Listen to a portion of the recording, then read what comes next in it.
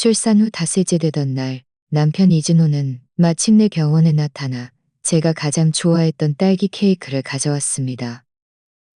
그리고 동시에 이혼 합의서 한 장을 내밀었죠. 저는 두 말 않고 서명했습니다. 오히려 그가 그 자리에 멍하니 서 있더군요. 제 이름은 김지은. 오늘은 제가 딸을 순산한 지 닷새째 되는 날입니다. 병실의 소독약 냄새는 코를 찔렀고 창밖으로 비치는 햇살은 따뜻했지만 제 마음속 한 조각도 데워주지 못했습니다.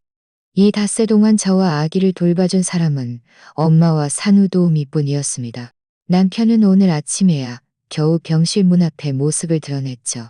저는 산후도우미의 목소리에 잠에서 깼습니다. 도우미가 김지은 씨, 면회 오신 분 있어요. 라고 말했죠. 힘겹게 눈을 뜨자 이준호가 문 앞에 서 있는 것이 보였습니다. 그는 말끔한 정장을 입고 머리카락 한 올 흐트러짐 없이 단정했고 은은한 향수 냄새를 풍기고 있었습니다. 분명 회사에서 바로 온 듯 옷 갈아입을 시간조차 없었던 모양입니다. 그의 손에는 예쁜 케이크 상자 하나가 들려 있었고 아기에게 줄 뿐이나 기저귀도 제 몸을 보양할 어떤 보양식도 없었죠. 엄마는 막 아기 기저귀를 갈아주고 계셨는데 그가 들어오는 것을 보자마 순식간에 표정이 굳어졌습니다. 못마땅한 듯 말씀하셨죠. 이준호, 이제야 올 줄 아는구나. 지은이가 애 낳느라 얼마나 큰 고생을 했는데 닷새 동안 그림자도 안 비치다니. 당신한테 이 가정이 있기는 한 거예요? 이준호는 눈썹을 찌푸리며 덤덤한 목소리로 말했습니다. 회사 일이 바빠서 자리를 비울 수가 없었어요. 그는 그렇게 말하며 병실로 들어와 케이크 상자를 침대 옆 협탁에 놓았습니다. 그의 시선은 저를 스쳐 지나가더니 이내 아기 침대에 누워있는 아기에게로 향했습니다. 그의 눈빛에는 갓 아버지가 된 기쁨이라곤 찾아볼 수 없었고 미묘하게 감지되는 무관심만이 서려 있었습니다. 저는 그를 바라보며 마음이 찢어지는 듯했습니다. 임신했을 때는 이러지 않았는데 그때는 매일 퇴근하고 집에 와서 저와 함께 있어 주었고 제가 좋아하는 음식들을 사다 주었으며 제 배에 귀를 대고 아기의 태동을 듣곤 했습니다. 하지만 언제부턴가 그는 늦게 귀가하기 시작했고 저에게 냉담해졌습니다. 제가 출산할 때쯤엔 아예 닷새 동안 사라져버렸죠. 저는 입을 열어 그에게 이 닷새 동안 어디에 있었는지 저와 아기를 생각하긴 했는지 묻고 싶었습니다. 하지만 입술까지 올라온 말들은 다시 목구멍으로 넘어갔습니다. 몸의 통증과 마음의 서러움은 제게 말할 기력조차 남겨두지 않았습니다. 순산 후 회음부 절개 부위는 아직도 욱신거렸고 조금만 움직여도 신경이 당기는 듯했습니다. 밤에는 잠도 제대로 잘 수 없었고 수시로 일어나 아기에게 젖을 먹여야 했죠. 이준호는 병상 옆에 서서 몇 초간 침묵하다가 겨우 입을 열었습니다. 몸은 어때? 저는 작게 괜찮아요. 라고 답했습니다. 그는 하고 짧게 대답하고는 더 이상 아무 말도 하지 않았습니다. 몸을 돌려 창가로 가서 휴대폰을 꺼내 메시지를 확인하기 시작했습니다. 그의 손가락은 화면 위를 빠르게 움직였고 저와 아기는 완전히 없는 존재가 되어버린 듯했습니다. 엄마는 아기를 재운 뒤 그의 옆으로 다가가 목소리를 낮춰 말했습니다. 지은이가 막 출산해서 돌봄이 필요해요. 아무리 바빠도 시간을 내서 와봐야 하는 거 아니니? 아기는 당신 친딸이잖아. 어떻게 이렇게 무심할 수가 있어? 이준호는 휴대폰을 집어넣고 약간 짜증스러운 표정을 지었습니다. 엄마, 알겠어요. 제가 오늘 온 건 지은이한테 할 말이 있어서요. 그는 그렇게 말하며 저를 바라보았습니다. 엄마랑 도우미 아주머니는 잠시 나가 있어주세요. 엄마는 잠시 멈칫하더니 이내 화를 내며 말했습니다. 지은이한테 무슨 말을 할 건데? 우리가 비켜줘야 할 만큼 사적인 일이야? 이준호의 목소리는 단호했습니다. 네, 사적인 일입니다. 저는 그의 심각한 표정을 보며 좋지 않은 예감이 들었습니다. 엄마에게 말했죠. 엄마, 먼저 나가 있어 주세요. 제가 이야기해 볼게요. 엄마는 걱정스러운 눈빛으로 저를 한 번 보고 이준호를 한 번 흘겨본 뒤 산후도우미와 함께 병실을 나갔고 문을 닫았습니다. 병실은 순식간에 고요해졌고 저와 이준호 둘만 남았습니다. 공기 중의 어색함과 답답함은 숨쉬기조차 힘들게 만들었습니다. 이준호는 병상 옆으로 다가와 앉지 않고 저를 내려다보며 서 있었습니다. 그는 정장 주머니에서 서류 봉투 하나를 꺼내 침대 협탁 위에 놓인 케이크 상자 옆에 두었습니다. 저는 서류 봉투를 흘끗 보았지만 아무 글자도 없어 안에 뭐가 들었는지 알 수 없었습니다. 그는 케이크 상자를 가리키며 말했습니다. 예전에 당신이 이 브랜드 딸기 케이크 좋아하는 거 알아서 지나가는 길에 사왔어요. 저는 속으로 비웃었습니다. 딸기 케이크는 제가 임신 전 가장 좋아했던 음식이었습니다. 하지만 그는 제가 지금 출산 후 수유 중이라 이런 달고 기름진 음식을 먹을 수 없다는 사실을 잊은 걸까요? 아니면 제 상황에 전혀 관심이 없거나 그저 대충 사온 것으로 저를 무마하려 한 것이겠죠. 저는 케이크 상자를 보지 않고 그를 바라보며 조용히 물었습니다. 무슨 할 말이 있는데요?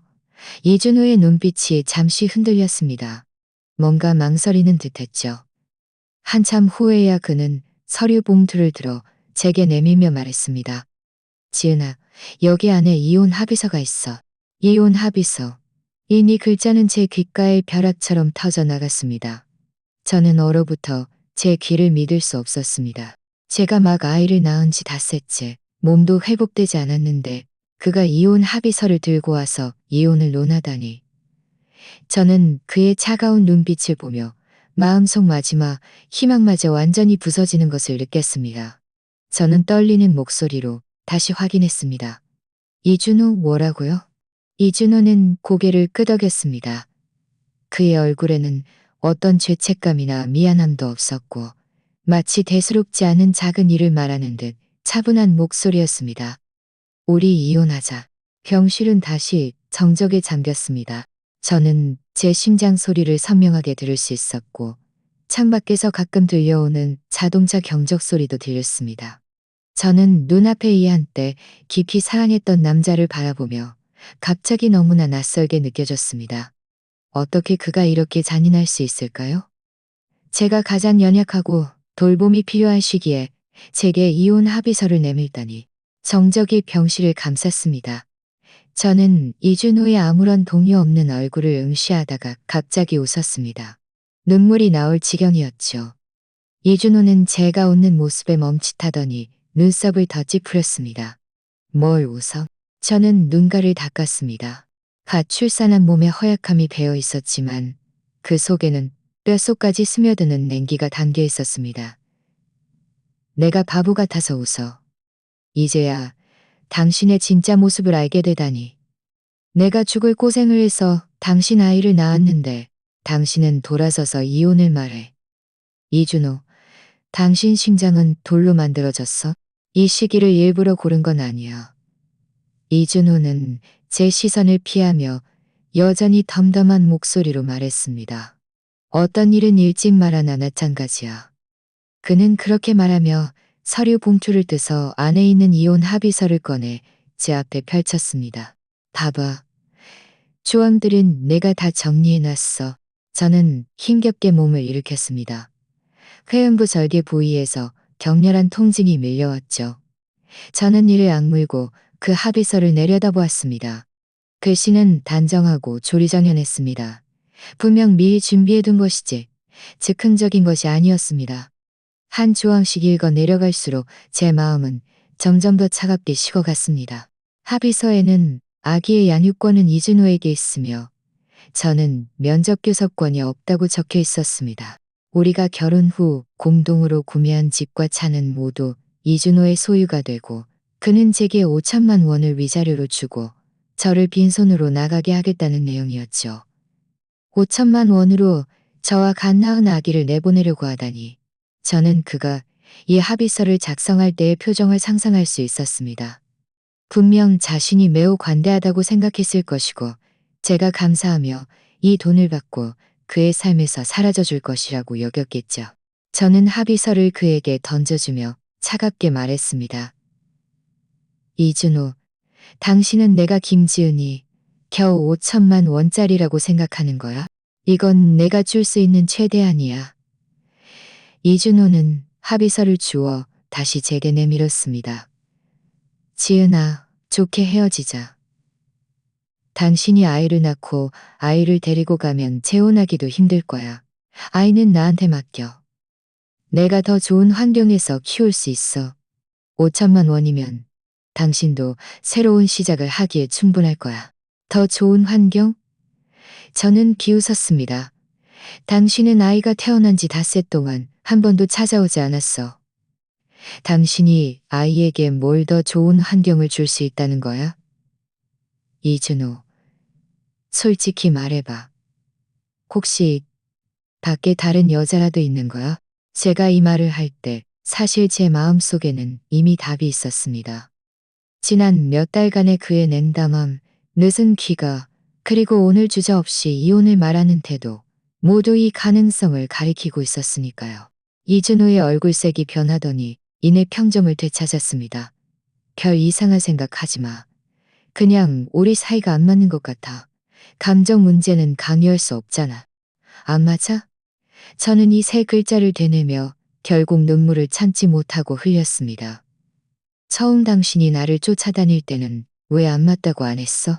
우리 부모님 반대 무릅쓰고 당신 같은 가진 것 없는 남자한테 시집 올 때는 왜 안 맞다고 안 했어? 이제 내가 당신 아이를 낳아줬더니 이제 와서 안 맞다고 해? 이준호, 당신은 은혜도 모르는 개자식이야. 제 목소리는 크지 않았지만 절망과 분노로 가득 차 있었습니다. 몸의 통증과 마음의 배신감은 저를 거의 무너뜨릴 지경이었습니다. 이준호의 눈빛을 짜증이 스쳤습니다. 그는 시계를 한 번 보더니 뭔가 급한 일이 있는 듯 했습니다. 지은아, 난 당신이랑 싸우고 싶지 않아. 합의서는 여기 둘 테니 잘 생각해봐. 서명하는 게 우리 둘 다에게 좋을 거야. 나한테 좋다고? 저는 침대 협탁위에 딸기 케이크를 가리켰습니다.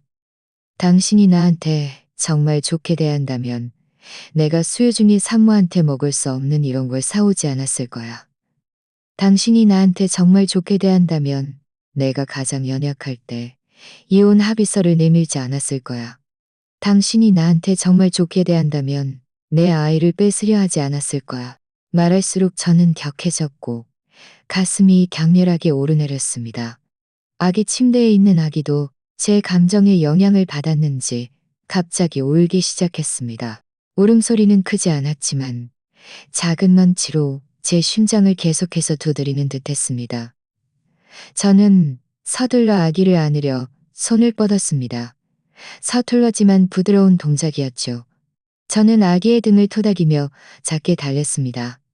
아가, 착하지. 엄마 여기 있어. 엄마 여기 있어. 울지 마. 아기의 울음소리는 점차 작아지더니 제 품에 안겨 잠이 들었습니다. 아기의 작은 몸은 따뜻했습니다. 이준호, 이혼하고 싶으면 해도 돼. 하지만 아이는 반드시 내 거야. 저는 고개를 들어 이준호를 바라보았습니다. 눈빛은 단호했습니다. 하지만 내 조건은 두 가지야. 첫째, 아이의 양육권은 나한테 귀속하고 당신은 매달 양육비를 지급해. 둘째, 결혼 후 공동재산은 반으로 나눠야 해. 이 두 가지 조건을 동의하며 서명할게. 아니면 법정에서 보자. 이준호는 제가 이런 조건을 제시할 줄은 예상치 못했던 모양입니다. 그는 잠시 멈칫하더니 이내 눈썹을 찌푸렸습니다. 김지은, 너무 욕심부리지 마. 아이는 반드시 내 거야. 내가 당신이랑 같이 고생하게 할 수는 없어. 공동재산도 반으로 나눠줄 수 없어. 그건 다 내가 힘들게 일해서 모은 돈이야. 힘들게 일해서 모은 돈? 저는 비웃었습니다. 당신이 창업 초기 자금을 나한테 빌렸다는 걸 잊었어? 당신이 야근할 때 누가 당신 옷 빨고 밥 해주고 생활을 돌봐줬는지 잊었어? 이준호, 이 집에는 내 지분도 반이야. 공동재산은 당연히 반으로 나눠야 해. 그리고 아이는 내가 낳았으니 당신 같은 내녀란한테 맡길 수 없어. 내가 내녀란이라고? 이준호의 목소리도 격앙되었습니다. 김지은, 당신 지금 이 모습으로 아이에게 뭘 해줄 수 있다고 생각해? 당신은 직업도 없고 수입도 없어. 자기 몸 하나도 제대로 못 돌보는데 어떻게 아이를 돌봐? 나도 일 찾을 수 있어. 나도 돈 벌어서 아이 키울 수 있어. 저는 큰 소리로 말했습니다. 아무리 힘들고 지쳐도 아이를 잘 돌볼 거야.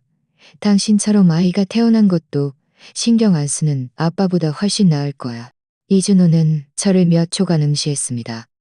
그의 눈빛은 차가웠습니다. 보니 우리 얘기가 안 통하는군. 사흘 시간을 줄 테니 생각해봐. 사흘 뒤에 다시 올게.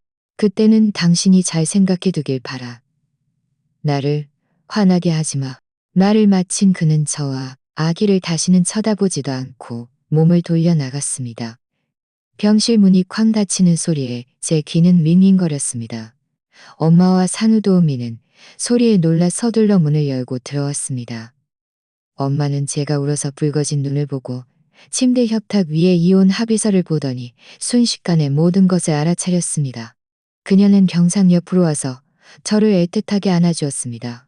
저는 엄마 품에 기대어 더 이상 참지 못하고 울음을 터뜨렸습니다. 모든 서러움, 분노, 절망이 이 순간 폭발했습니다. 엄마는 제 등을 살살 토닥이며 저를 위로하는 동시에 이준호를 욕했습니다. 한참을 울고 나서야 저는 점차 진정되었습니다. 눈물을 닦고 품에 안겨 잠든 아기를 닦고 품에 안겨 잠든 아기를 바라보며 마음속으로 맹세했습니다. 이준호, 당신이 이혼하고 싶고 내 아이를 빼앗고 싶다면, 그렇게 쉽다면, 그렇게 쉽다면, 그렇게 쉽다면. 이준호가 떠난 후 사흘 동안 저는 단 한 방울의 눈물도 흘리지 않았습니다. 엄마는 매일 제 귓가에 속삭였습니다. 쉽게 서명하지 말고 정 안 되면 이준호와 계속 싸워야 한다고. 그렇게 쉽게 그의 뜻대로 되게 해서는 안 된다고 말이죠. 산후도우미도 옆에서 거들었습니다. 이준호가 너무 양심 없으니 본때를 보여줘야 한다고요. 하지만 저는 잘 알고 있었습니다. 그와 싸우는 것은 저에게 아무 이득도 되지 않는다는 것을요. 저는 출산 후 몸이 허약하여 휴식이 필요했고 그와 실랑이를 벌일 기력도 없었습니다. 게다가 아기가 이런 다툼과 계산으로 가득 찬 환경에서 자라게 하고 싶지 않았습니다. 그와 서로를 괴롭히느니 차라리 일찍 헤어져 돈 벌고 아이를 키우는데 전념하는 것이 낫다고 생각했습니다. 이 사흘 동안 저는 놀지 않았습니다. 저는 대학 친구인 박서연 변호사에게 전화를 걸어 상황을 설명했습니다. 박서연은 제 이야기를 듣고 이준호를 개자식이라고 욕하며 증거를 모아 최대한의 권리를 찾아주겠다고 말했습니다. 박서연은 법률상 수유 중인 아기의 양육권은 대부분 엄마에게 주어지며 이준호가 유책 배우자이므로 그가 혼인 중 외도를 증명할 수 있다면 저는 아기의 양육권뿐만 아니라 공동 재산도 더 많이 받을 수 있다고 알려주었습니다. 그녀는 제게 이준호를 먼저 안정시키고 정면으로 부딪히지 말고 자신에게 증거를 모을 시간을 주면 그때 가서 단판을 지으라고 했습니다. 박서연의 지원을 받으니 제 마음은 훨씬 안정되었습니다. 저는 이제 더 이상 예전처럼 살 수 없다는 것을 알았습니다. 저 자신을 위해서도 제 아기를 위해서도 강해져야 했습니다. 사흘째 되던 날 이준호는 정시의 병실 문 앞에 나타났습니다. 그는 여전히 거만한 태도였고 병실로 들어와서 첫 마디는 김지은, 잘 생각해봤어. 내 조건에 동의하면 서명해. 였습니다. 엄마가 입을 여러 그릇 꾸짖으려 했지만 저는 눈빛으로 제지했습니다. 저는 차분하게 이준호를 바라보며 말했습니다. 네, 잘 생각했어요. 이준호의 얼굴에는 예상했다는 듯한 득이아니는 미소가 스쳤습니다. 그는 서류 가방에서 이혼 합의서와 펜을 꺼내 제게 내밀었습니다. 그럼 서명해. 서명하면 바로 5천만 원을 당신 계좌로 이체해줄게. 엄마는 옆에서 발을 동동 구르며 작은 목소리로 말했습니다. 지은아, 충동적으로 그러지 마. 저는 엄마의 말을 듣지 않고 손을 뻗어 이혼 합의서와 펜을 받았습니다. 저는 빠르게 합의서의 마지막 페이지를 넘겼고 한치의 망설임도 없이 을의 위치에 제 이름 김지은을 한자 한자 서명했습니다. 이 모든 과정은 10초도 걸리지 않았습니다. 이준호는 제가 울고불고 매달리며 애원할 줄 알았지만 제가 이렇게 시원하게 서명할 줄은 전혀 예상하지 못했던 모양입니다. 그는 그 자리에 얼어붙어 펜을 내미는 자세, 그대로 눈을 크게 뜨고 저를 바라보았습니다. 서명을 마쳤는데도 한참 동안 반응이 없었죠. 한참 후에야 그는 정신을 차리고 믿을 수 없다는 듯 물었습니다. 당신이 이렇게 서명했다고? 저는 서명한 이혼 합의서를 그에게 돌려주며 마치 대수롭지 않은 일을 말하는 듯 덤덤한 목소리로 말했습니다. 그러며 계속 당신이랑 질질 끌어야 하나요? 난 그럴 시간도 기력도 없어요. 이준호는 저를 몇 초간 응시했습니다. 그의 눈빛에는 의심과 이해할 수 없다는 표정이 가득했습니다. 김지은, 당신 혹시 무슨 음모라도 꾸미는 거야? 음모? 저는 비웃었습니다. 내가 무슨 음모를 꾸미겠어? 난 그저 당신 같은 사람이랑 계속 얽히는 게 시간 낭비라고 생각할 뿐이야. 당신이 이혼하고 싶다니 내가 들어주는 거지. 하지만 이준호, 한 가지 경고할게. 이 합의서에 내가 서명했지만 그렇다고 위에 적힌 모든 조항을 내가 인정하는 건 아니야. 이준호는 눈썹을 찌푸렸습니다. 무슨 뜻이야? 무슨 뜻이긴. 저는 품에 안긴 아기를 바라보며 단호한 눈빛으로 말했습니다. 난 이미 서명했으니 당신은 가도 돼. 아기의 양육권과 재산 분할 문제는 법정에서 보자. 이준호의 얼굴색이 순식간에 굳어졌습니다. 김지은, 날 갖고 놀아. 널 갖고 논 게 아니야. 저는 차갑게 말했습니다. 당신 스스로 내가 당신 말에 순순히 따르고 빈손으로 나가고 아이 양육권을 포기할 거라고 생각했겠지. 이준호, 당신은 너무 자만했어. 당신은 5천만 원으로 날 내보낼 수 있다고 생각했겠지. 당신은 내가 내 아이를 당신 같은 냉혈하고 은혜도 모르는 사람한테 맡길 거라고 생각했겠지. 당신 지금 직업도 없고 수입도 없어. 설령 법정에 간다 해도 당신이 아이 양육권을 얻을 수 있을지 없을지 몰라.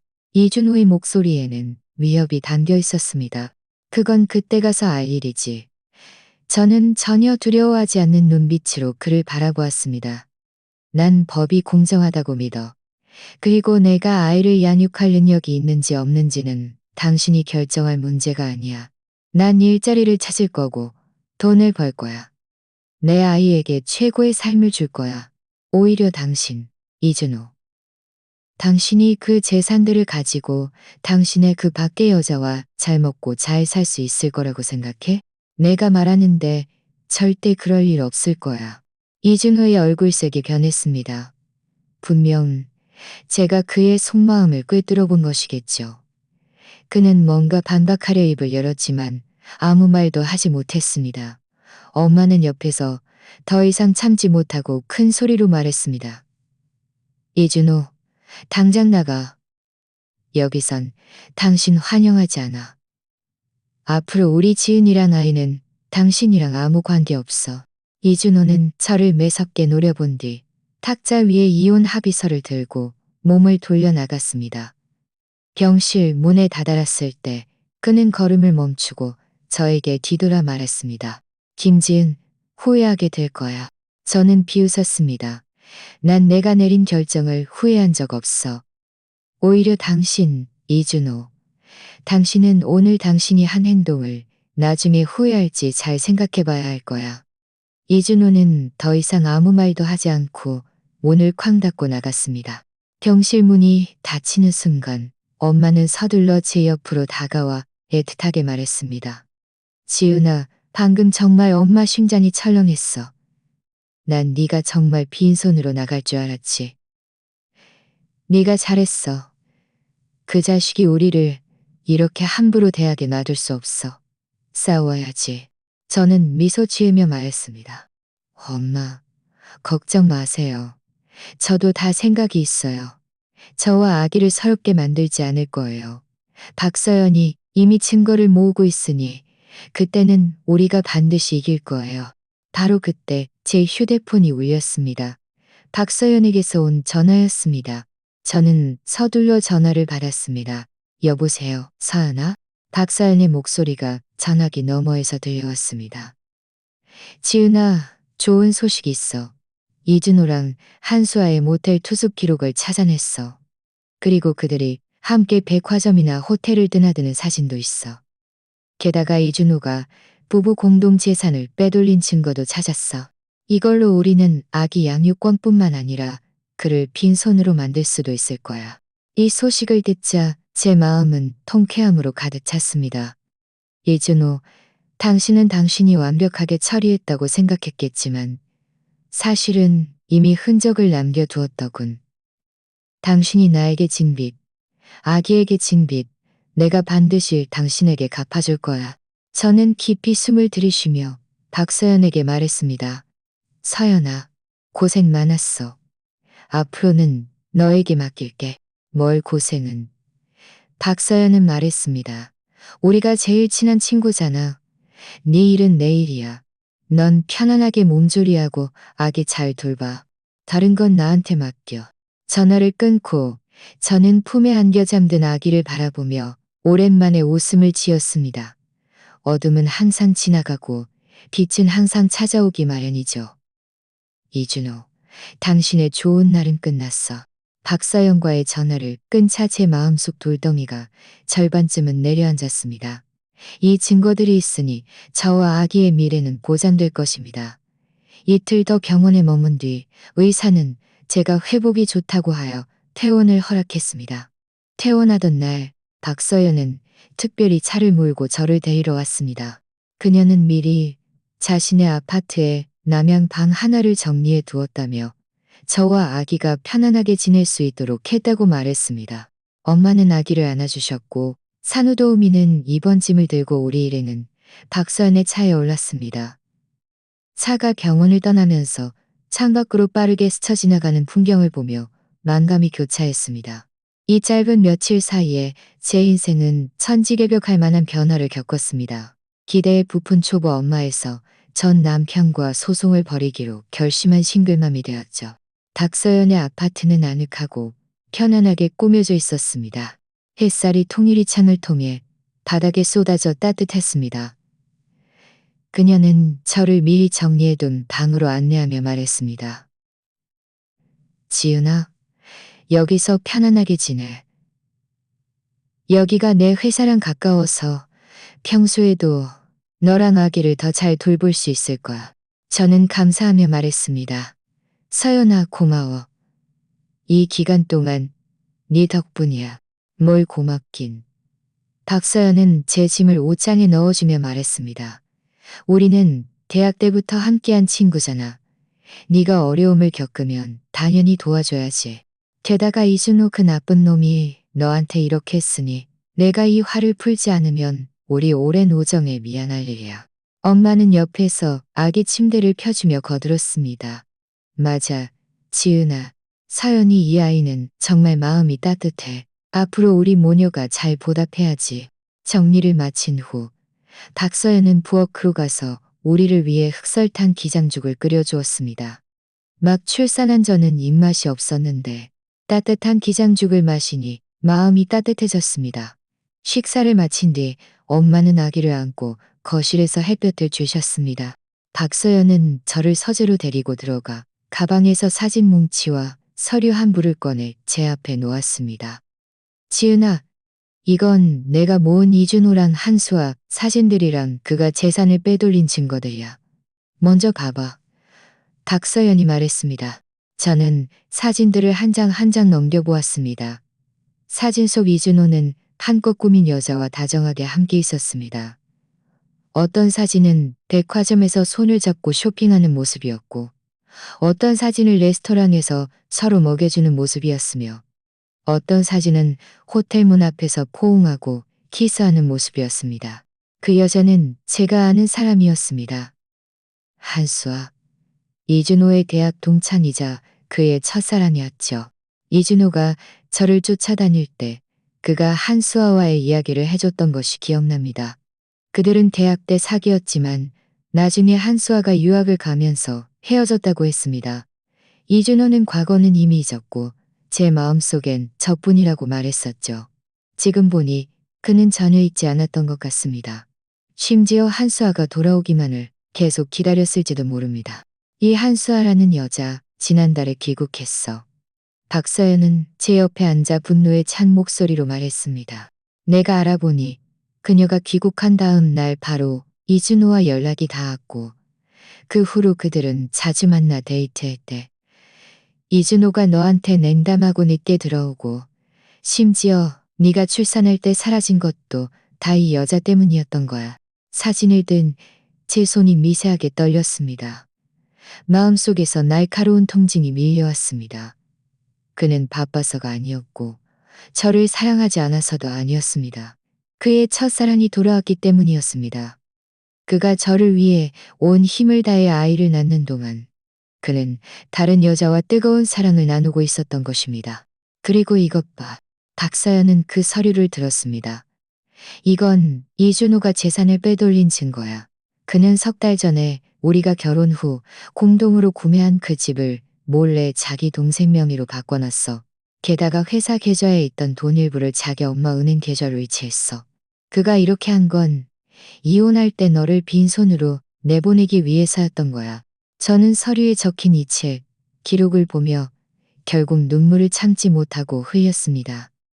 석 달 전, 제가 임신 7개월이라 몸이 불편해서 매일 집에서 그를 위해 빨래하고 밥하고 그의 힘든 회사 일을 걱정하고 있을 때였습니다. 하지만 저는 그가 그때부터 이미 저를 계산하고 있었다는 것을 전혀 예상치 못했습니다. 이 개자식, 어떻게 이렇게 잔인할 수 있어. 저는 이를 악물었고 마음속 분노는 거의 폭발할 지경이었습니다. 박서연은 제 어깨를 두드리며 위로했습니다. 지은아, 너무 슬퍼하지 마. 이제 우리는 그가 바람 피우고 재산을 빼돌린 증거들을 확보했어. 법정에서 이 모든 것이 유리한 증거가 될 거야. 내가 반드시 네 권리를 찾아주고 그가 마땅한 대가를 치르게 할 거야. 저는 눈물을 닦고 고개를 끄덕였습니다. 서연아, 알겠어. 다시는 그가 나를 함부로 대하게 하지 않을 거야. 맞다. 내가 또 알아낸 게 있어. 이준호가 그렇게 서둘러 너랑 이혼하려고 한 건 한수아가 임신했기 때문이래. 박서연이 말했습니다. 한수아가 귀국한 뒤 자신이 임신한 걸 알게 됐고 이준호를 협박해서 너랑 이혼하고 자기랑 결혼하라고 했대. 이준호가 한수아랑 그 뱃속 아이에게 명분을 주기 위해 네가 출산하자 그렇게 서둘러 이혼을 말한 거야. 이 소식을 듣자 저는 완전히 멍해졌습니다. 그는 저를 배신했을 뿐만 아니라 다른 여자의 아이를 위해 제 아이를 빼앗으려 했던 것입니다. 저는 갑자기 그동안 제가 바쳤던 모든 것이 한낱 웃음거리처럼 느껴졌습니다. 저와 이준호는 결혼 3년 동안 그의 창업을 돕기 위해 제가 좋아했던 디자인 일을 포기하고 집에서 전업주부로 그의 식사와 생활 모든 것을 돌봤습니다. 그의 창업 초기 자금이 1,000만 원은 제가 엄마에게 빌려다 준 것이었습니다. 그가 야근할 때마다 저는 매일밤 그가 돌아오기를 기다리며 불을 켜두고 따뜻한 국 한 그릇을 끓여주었습니다. 저는 우리의 사랑이 영원히 이렇게 좋을 것이고 우리가 함께 아이가 자라는 것을 보고 함께 늙어갈 것이라고 생각했습니다. 하지만 이 모든 것이 저 혼자만의 짝사랑이었다니. 지은아, 너무 깊이 생각하지 마. 박서연이 말했습니다. 그런 은혜도 모르는 남자는 네가 그를 위해 슬퍼할 가치도 없어. 지금 가장 중요한 건 네 몸 잘 돌보고 아기 잘 돌보는 거야. 이혼 소송은 나한테 맡겨. 저는 깊이 숨을 들이쉬며 사진과 서류를 박서연에게 건넸습니다. 서연아, 이 모든 걸 너에게 맡길게. 널 믿어. 바로 그때 거실에서 아기의 울음소리가 들려왔습니다. 저는 서둘러 방을 나와 엄마가 아기를 안고 달래고 있었지만 계속 울고 있는 것을 보았습니다. 저는 다가가 엄마 품에서 아기를 받아 안고 등을 살살 토닥이며 작게 말했습니다. 아가, 엄마 여기 있어. 울지 마. 제 목소리 때문이었는지 아기의 울음소리는 점차 작아지더니 제 품에 안겨 잠이 들었습니다. 아기의 작은 손은 제 옷을 꼭 잡고 있었습니다. 이준호와 한수아가 어떤 음모를 꾸미든 엄마는 그들이 널 해치게 두지 않을 거야. 밤이 깊어 엄마는 아기를 재운 뒤 저를 거실 소파에 앉히고 진심으로 말했습니다. 지은아, 네 마음 다 알아. 하지만 일은 이미 이렇게 됐으니 더 이상 그 불행한 일들은 생각하지 마. 앞으로 엄마가 너랑 같이 하기를 돌봐줄 테니 넌 마음 편히 사업해. 네가 자리 잡으면 우리 모녀 잘 살 수 있을 거야. 저는 엄마 어깨에 기대어 말했습니다. 엄마, 걱정 마세요. 저 잘 지낼 거예요. 열심히 돈 벌어서 엄마랑 아기 모두 잘 살게 해줄게요. 엄마는 제 머리를 쓰다듬으며 한숨을 쉬었습니다.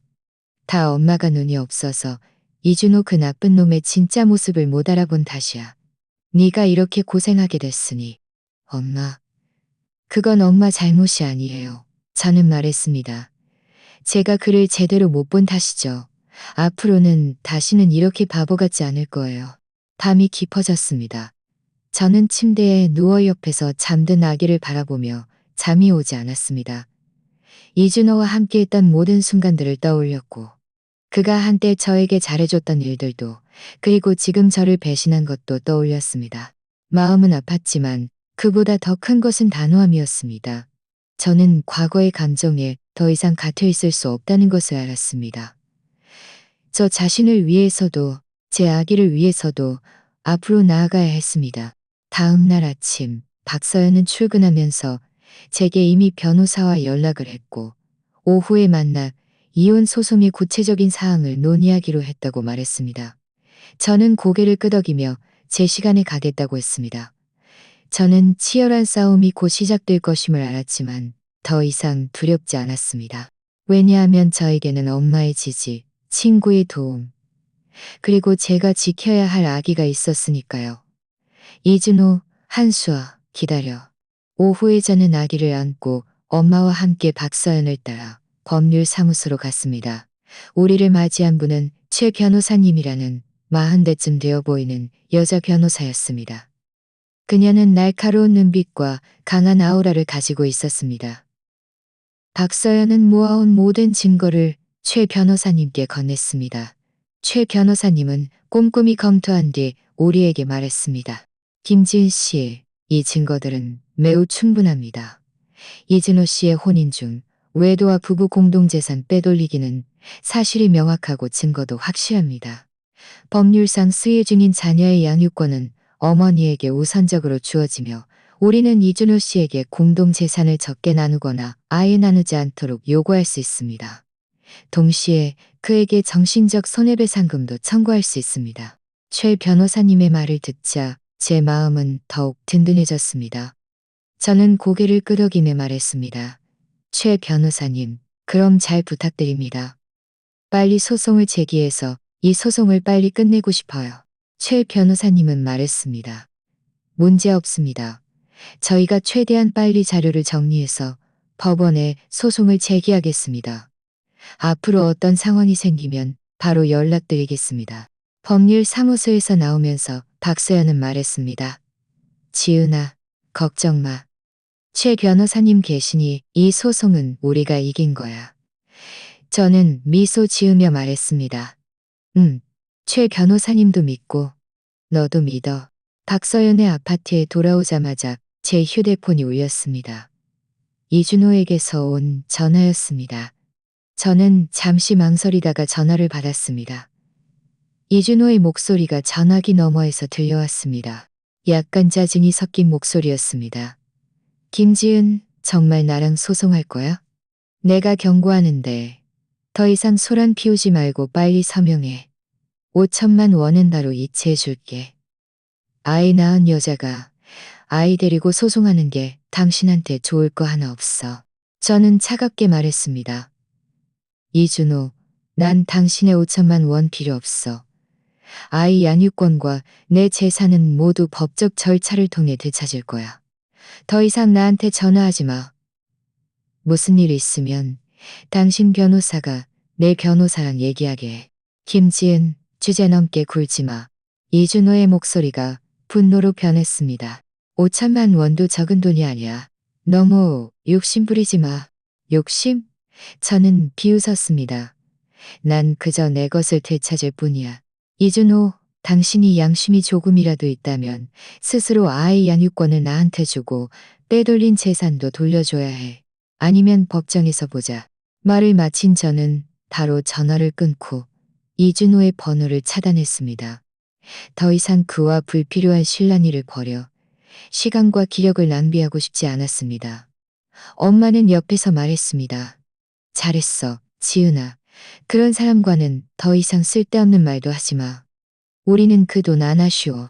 우리는 스스로도 잘 살 수 있어. 저는 고개를 끄덕였습니다. 남에게 의지하는 것보다 스스로 해결하는 것이 낫다. 저는 최대한 빨리 일자리를 찾아 돈을 벌어 아이를 키워야 했습니다. 예전에는 이준호를 위해 제 디자인 꿈을 포기했지만 이제는 저 자신과 아기를 위해 그 꿈을 다시 찾아야 했습니다. 다음 날 저는 아기를 엄마에게 맡기고 구직 활동을 시작했습니다. 취업 앱을 열어 디자인이라는 두 글자를 입력하고 관련 채용 정보를 훑어보았습니다. 저는 대학에서 실내 디자인을 전공했고 졸업 후에도 디자인 회사에서 2년간 일한 경험이 있어 어느 정도 경력이 있었습니다. 이력서 10대장을 제출했는데 대부분 중소형 디자인 회사였습니다. 하지만 며칠이 지나도 아무런 연락도 받지 못했습니다. 저는 초조해져서 몇 군데, 회사에 져서 몇 군데, 회사에 직접 전화 열려올 것 같습니다. 그중 한 회사 채용 담당자는 전화로 말했습니다. 김지은 씨, 저희가 이력서는 전화로 말했습니다. 게다가 3년간 일을 쉬셨으니 디자인 업계는 변화가 빨라서 저희는 김지은 씨가 업계 트렌드를 따라갈 수 있을지 확신할 수 없습니다. 죄송하지만 채용하기 어렵습니다. 다른 회사의 담당자는 더 직접적으로 말했습니다. 김지은 씨, 저희 회사는 출산한 여성은 채용하지 않습니다. 아이가 좀 더 크면 그때 다시 구직 활동을 해보시는 게 좋겠습니다. 연이은 거절은 제 마음을 크게 실망시켰습니다. 출산한 여성이 일자리를 찾는 것이 정말 쉽지 않다는 것을 알았습니다. 아이를 돌봐야 하고 일도 해야 하니 많은 회사들이 채용을 꺼려했습니다. 하지만 저는 포기할 수 없었습니다. 저는 돈을 벌어 아이를 키워야만 했습니다. 저녁에 박서연이 퇴근하고 돌아와 제가 풀이 죽어 있는 것을 보고 무슨 일이냐고 물었습니다. 저는 구직 활동에서 겪은 어려움을 그녀에게 말했습니다. 박서연은 저를 위로하며 말했습니다. 지은아, 너무 조급해하지 마. 아이 낳고 일자리 찾는 게 쉽지 않아. 전업으로 일할 생각 말고 프리랜서로 일하는 건 어때? 너 실내 디자인 전공했잖아? 내가 아는 친구들 중에 집 인테리어나 회사 인테리어 디자인 도면이 필요한 사람들이 있을 거야. 내가 한번 알아봐 줄게. 박서연의 말은 제게 깨달음을 주었습니다. 아, 프리랜서로 일할 수 있겠구나. 프리랜서는 시간이 자유로워서 언제든 집에 가서 아이를 돌볼 수 있고 게다가 지금의 디자인 업계에 천천히 익숙해지면서 고객도 확보할 수 있을 겁니다. 제 눈이 빛났습니다. 서연아, 정말 좋은 생각이야. 고마워. 뭘 고맙긴. 박서연은 말했습니다. 내일 바로 친구들한테 물어볼게. 저는 이 작업물들을 정리해서 몇 군데 유명 디자인 플랫폼에 올리고 제 연락처도 함께 남겼습니다. 이 작업을 마친 뒤 저는 지금 유행하는 디자인 소프트웨어를 공부하기 시작했습니다. 3년간 일을 쉬었지만 제 학습 능력은 나쁘지 않아서 금세 새로운 디자인 기술들을 익힐 수 있었습니다. 이틀 뒤 박서연이 제게 전화했습니다. 지은아, 내 친구 한 명한테 물어봤는데 그 친구가 집 인테리어를 하려고 하는데 디자인 도면이 필요하대. 내가 네 작업물들을 그 친구한테 보내줬는데 그 친구가 아주 만족스러워하면서 너랑 얘기하고 싶어 해. 언제 시간 돼? 저는 기뻐서 말했습니다. 나 언제든 시간 돼. 고마워, 서연아. 박서연은 그 친구의 연락처를 제게 보내주었습니다. 저는 서둘러 그 친구에게 전화해서 오후에 그의 집에서 만나기로 했습니다. 오후에 저는 아기를 엄마에게 맡기고 택시를 타고 박서연 친구 집으로 갔습니다. 박서연의 친구는 정우진 씨라는 회사 대표였습니다. 그는 매우 친근한 사람이었습니다. 정우진 씨의 집에서 나오면서 제 마음은 이루 말할 수 없이 벅차올랐습니다. 이것은 제가 디자인 일을 다시 시작하는 첫 번째 기회였습니다. 저는 반드시 이 기회를 잘 잡아야 한다고 생각했습니다. 집에 돌아와 아기를 재운 뒤 저는 컴퓨터 앞에 앉아 디자인을 시작했습니다. 정우진 씨의 요구사항에 맞춰 지금 유행하는 디자인 스타일을 접목하여 조금씩 디자인 도면을 그렸습니다. 디자인을 안 한 지 오래되었지만 다시 손대니 모든 것이 익숙하게 느껴졌습니다. 엄마는 제가 열심히 일하는 모습을 보며 말했습니다. 제 기대 이상이었고 심지어 제가 상상했던 것보다 훨씬 좋네요. 이 시한대로 진행합시다. 디자인 비용은 지금 바로 이체해 드릴게요. 정우진 씨의 말을 듣자 제 마음은 환희로 가득 찼습니다. 마침내 성공했습니다. 저는 다시 일을 시작한 후 첫 번째 디자인 비용을 받았습니다. 많지는 않았지만 이것은 제 능력으로 벌어들인 돈이었습니다. 전화를 끊고 저는 옆에서 잠든 아기를 바라보며 행복한 미소를 지었습니다. 제 힘든 시작에 좋은 출발을 알렸다는 것을 알았습니다. 제가 계속 노력하면 반드시 아기에게 더 좋은 삶을 줄 수 있을 겁니다. 이준호, 당신이 나를 빈손으로 만들고 나와 아기를 고생시키려 해도 그렇게 쉽게는 안 될 거야. 첫 번째 디자인 비용을 받은 날 저녁. 저는 특별히 엄마에게 맛있는 음식 몇 가지를 만들어 달라고 부탁했습니다. 작은 축하를 위한 것이었죠. 휴대폰에 찍힌 금액을 보며 제 마음은 성취감으로 가득 찼습니다. 이것은 제가 제 두 손으로 벌어들인 첫 돈이었습니다. 한 푼 한 푼이 모두 소중했습니다. 어쩌면 행운이 찾아온 것일까요? 그 후 며칠 동안 저는 디자인 플랫폼을 통해 작은 프로젝트 2개를 더 받았습니다. 디자인 비용은 많지 않았지만 디자인 일을 계속하겠다는 제 결심을 더욱 확고히 해주었습니다. 저는 매일 눈코 뜰 새 없이 바빴습니다. 낮에는 아기를 돌보고 밤에는 아기가 잠든 뒤 밤늦게까지 디자인 작업을 했습니다. 힘들었지만 마음은 매우 뿌듯했습니다. 엄마는 제가 안쓰러웠는지 항상 너무 무리하지 말고 몸조리하지 말고 저는 웃으며 알겠다고 대답했지만 그래도 조금이라도 더 일하고 조금이라도 더 돈을 벌어서 아기에게 더 좋은 생활을 보장해주고 싶었습니다. 하지만 저는 이준호가 이때 저를 괴롭히러 올 줄은 예상치 못했습니다. 그날 오후 저는 집에서 한 고객의 디자인 시안을 수정하고 있었는데 갑자기 휴대폰이 울렸습니다. 모르는 번호였습니다. 전화를 받자 전화 너머에서 모르는 남자의 목소리가 들려왔습니다. 김지은 씨 맞으십니까? 저는 의아해서 말했습니다. 네, 맞아요. 누구세요? 무슨 일 있으세요? 그 남자는 말했습니다. 이건 불합리해요. 저는 초조하게 말했습니다. 저희가 공식적인 계약서를 작성하지는 않았지만 이미 구두 합의를 했고 저는 이미 작업을 시작했어요. 당신들은 그냥 취소할 수 없어요. 불합리해도 어쩔 수 없습니다. 이건 회사의 규정입니다. 그 남자는 말을 마친 뒤 바로 전화를 끊었습니다. 저는 휴대폰을 들고 마음이 환하고 초조했습니다.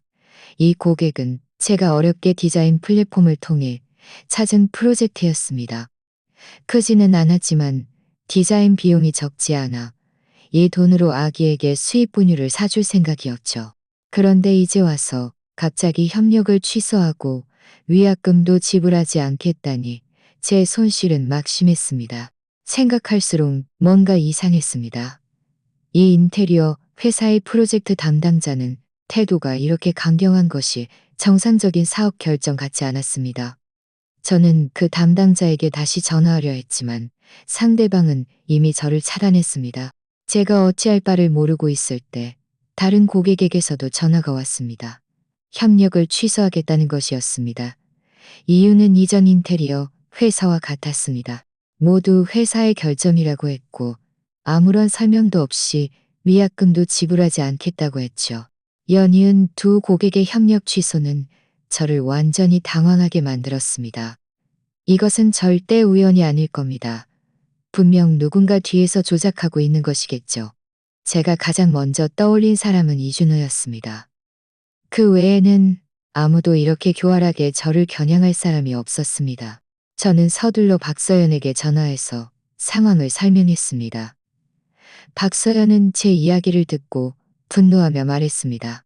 분명 이준호 그 나쁜 놈이 한 짓이야.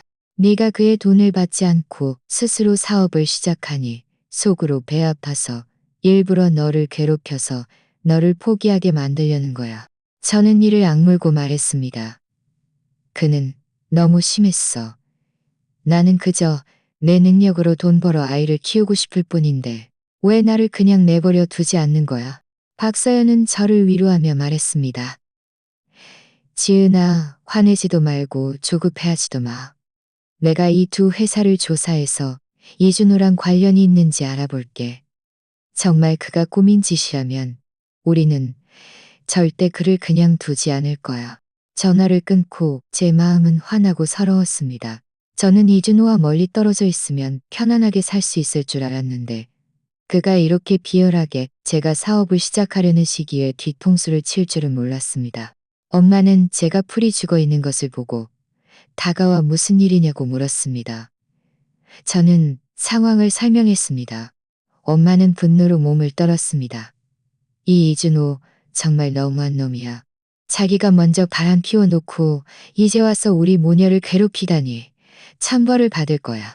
저는 엄마 어깨에 기대어 울음을 참지 못했습니다. 엄마, 너무 힘들어요. 저는 그저 열심히 돈 벌어 아이를 키우고 싶을 뿐인데 왜 그가 저를 그냥 내버려 두지 않는 거예요?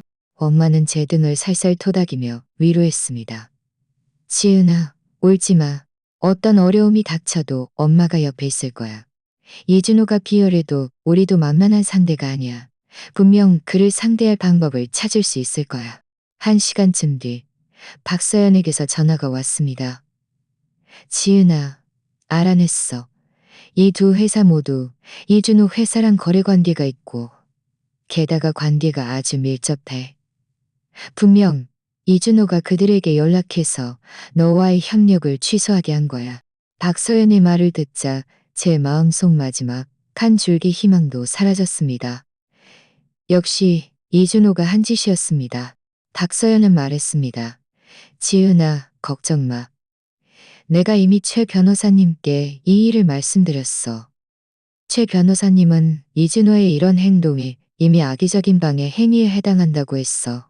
우리가 증거를 모아서 이혼 소송에서 함께 고소하고 네 손해배상을 청구할 수 있대. 저는 고개를 끄덕이며 말했습니다.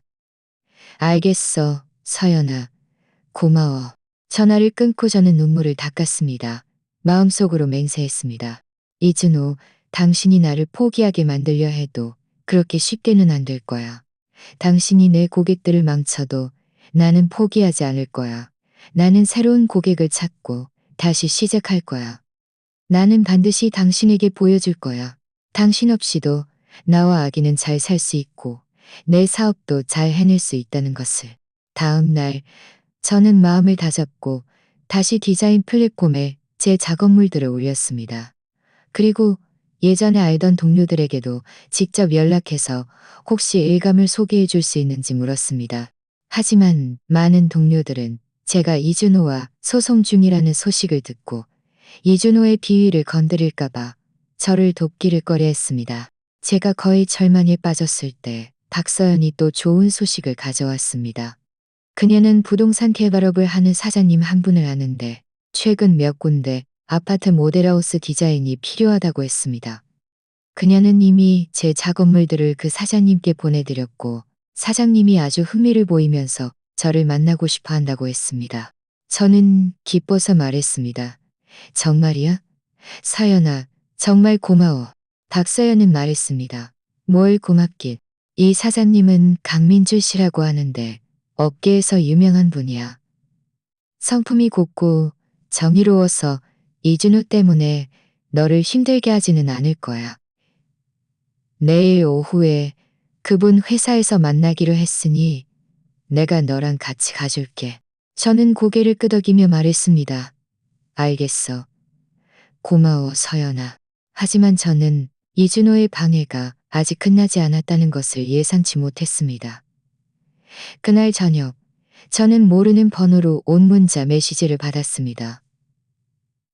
문자 내용은 김지은, 빨리 아이 양육권을 나한테 주고 이혼 합의서에 서명하고 5천만 원 가지고 꺼져.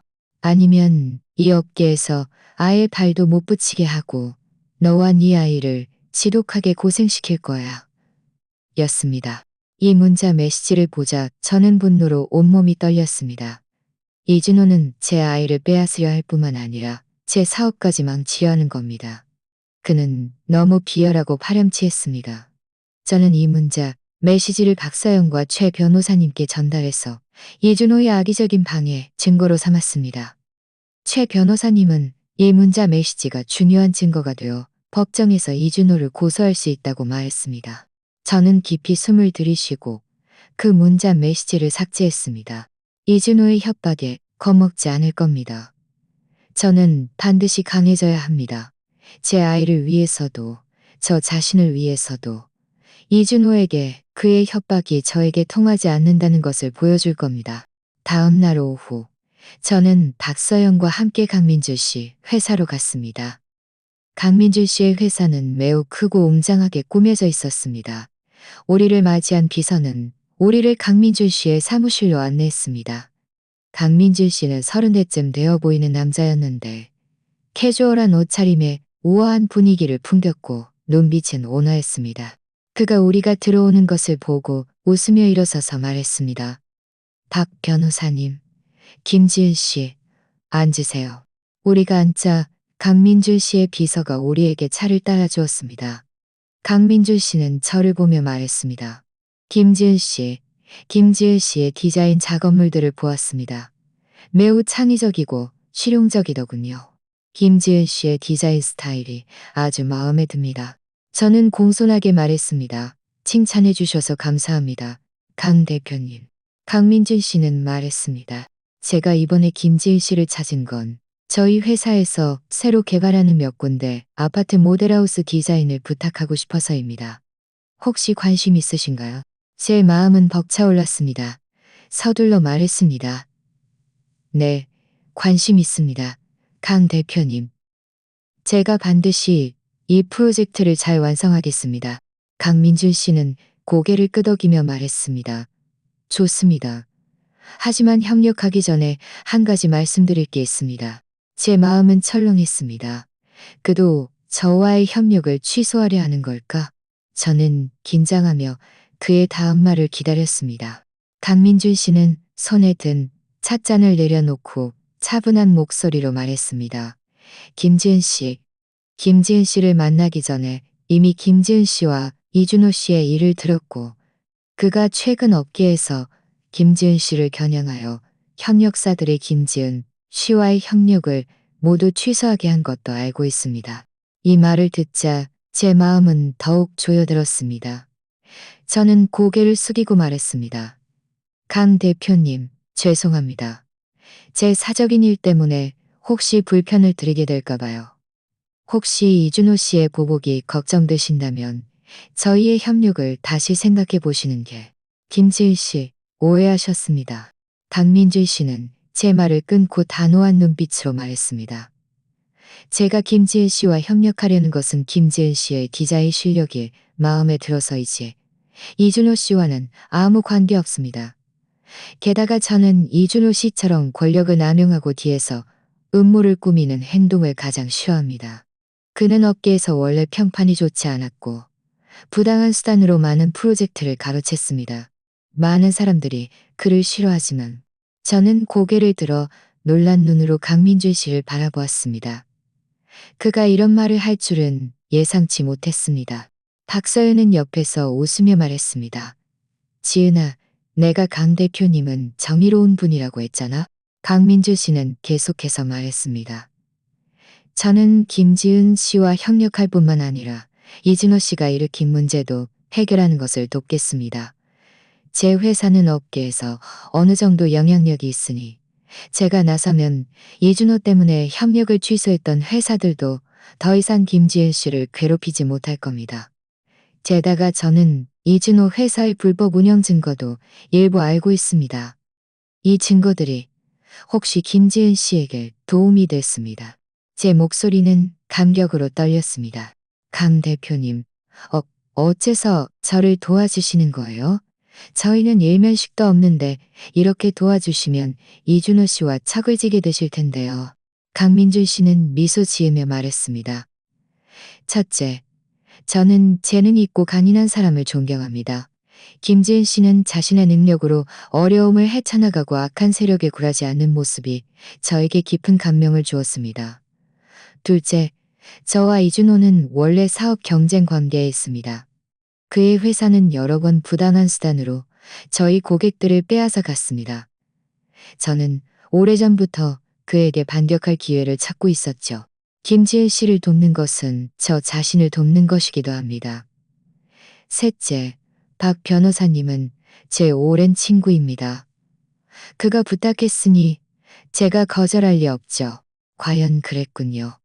제 마음속 돌덩이가 완전히 내려앉았습니다. 강민주 씨에게 깊이 감사했습니다. 강 대표님, 정말 감사합니다. 대표님의 은혜는 정말 어떻게 갚아야 할지 모르겠어요. 고마워할 필요 없습니다. 강민준 씨는 말했습니다. 우리는 사업적으로 협력하는 것이니 김지은 씨가 저를 만족시킬 만한 디자인 작업물을 내놓는 것이 저에게 최고의 보답입니다. 내일 제 비서가 협력 계약서를 보내드릴 테니 구체적인 협력 내용은 계약서에 있습니다. 먼저 보시고 궁금한 점이 있으시면 언제든 저에게 연락 주세요. 저는 힘껏 고개를 끄덕였습니다. 네, 강 대표님. 제가 최선을 다해서 대표님을 실망시키지 않겠습니다. 강민준 씨 회사에서 나오면서 제 마음은 흥분과 감사로 가득 찼습니다. 스스로 길이 막혔다고 생각했는데 뜻밖에도 강민준 씨 같은 기인을 만나다니. 박서연은 웃으며 말했습니다. 지은아, 내가 방법이 있을 거라고 했지? 이제 강 대표님이 너를 도와주시니 이준호는 더 이상 너를 괴롭히지 못할 거야. 저는 웃으며 말했습니다. 다 너 덕분이야, 서연아. 네가 아니었다면 강 대표님도 몰랐을 거야. 뭘 고맙긴. 박서연은 말했습니다. 이제 강 대표님의 도움으로 네 사업은 순조롭게 진행될 거야. 게다가 강 대표님은 이준호 회사 불법 증거도 가지고 있으니 우리 이혼 소송에도 유리한 카드가 될 거야. 저는 고개를 끄덕였습니다. 이준호는 자기가 하늘을 가릴 수 있다고 생각했겠지만 강 대표님 같은 상대를 만날 줄은 몰랐겠지. 그의 좋은 날은 끝났어. 집에 돌아와 저는 이 좋은 소식을 엄마에게 알렸습니다. 엄마는 기뻐서 입이 다물어지지 않았습니다. 너무 잘 됐어, 지은아. 정말 하늘이 도왔네. 네가 이렇게 좋은 귀인을 만나다니. 앞으로 우리는 이준호, 그 나쁜 놈을 더 이상 두려워할 필요 없어. 저는 아기를 안고 잠든 아기의 얼굴을 바라보며 희망으로 가득 찼습니다. 강민준 씨의 도움과 박서연, 그리고 엄마의 지지로 저는 반드시 이 이혼 소송에서 이기고 제 모든 것을 되찾아 아기에게 행복하고 안정된 삶을 줄 수 있을 겁니다. 다음 날 저는 강민준 씨 비서가 보내온 협력 계약서를 받았습니다. 꼼꼼히 검토해보니 계약서의 조항들은 매우 공정했고 디자인 비용도 제가 예상했던 것보다 높았습니다. 저는 주저없이 서명하고 계약서를 강민준 씨 비서에게 다시 보냈습니다.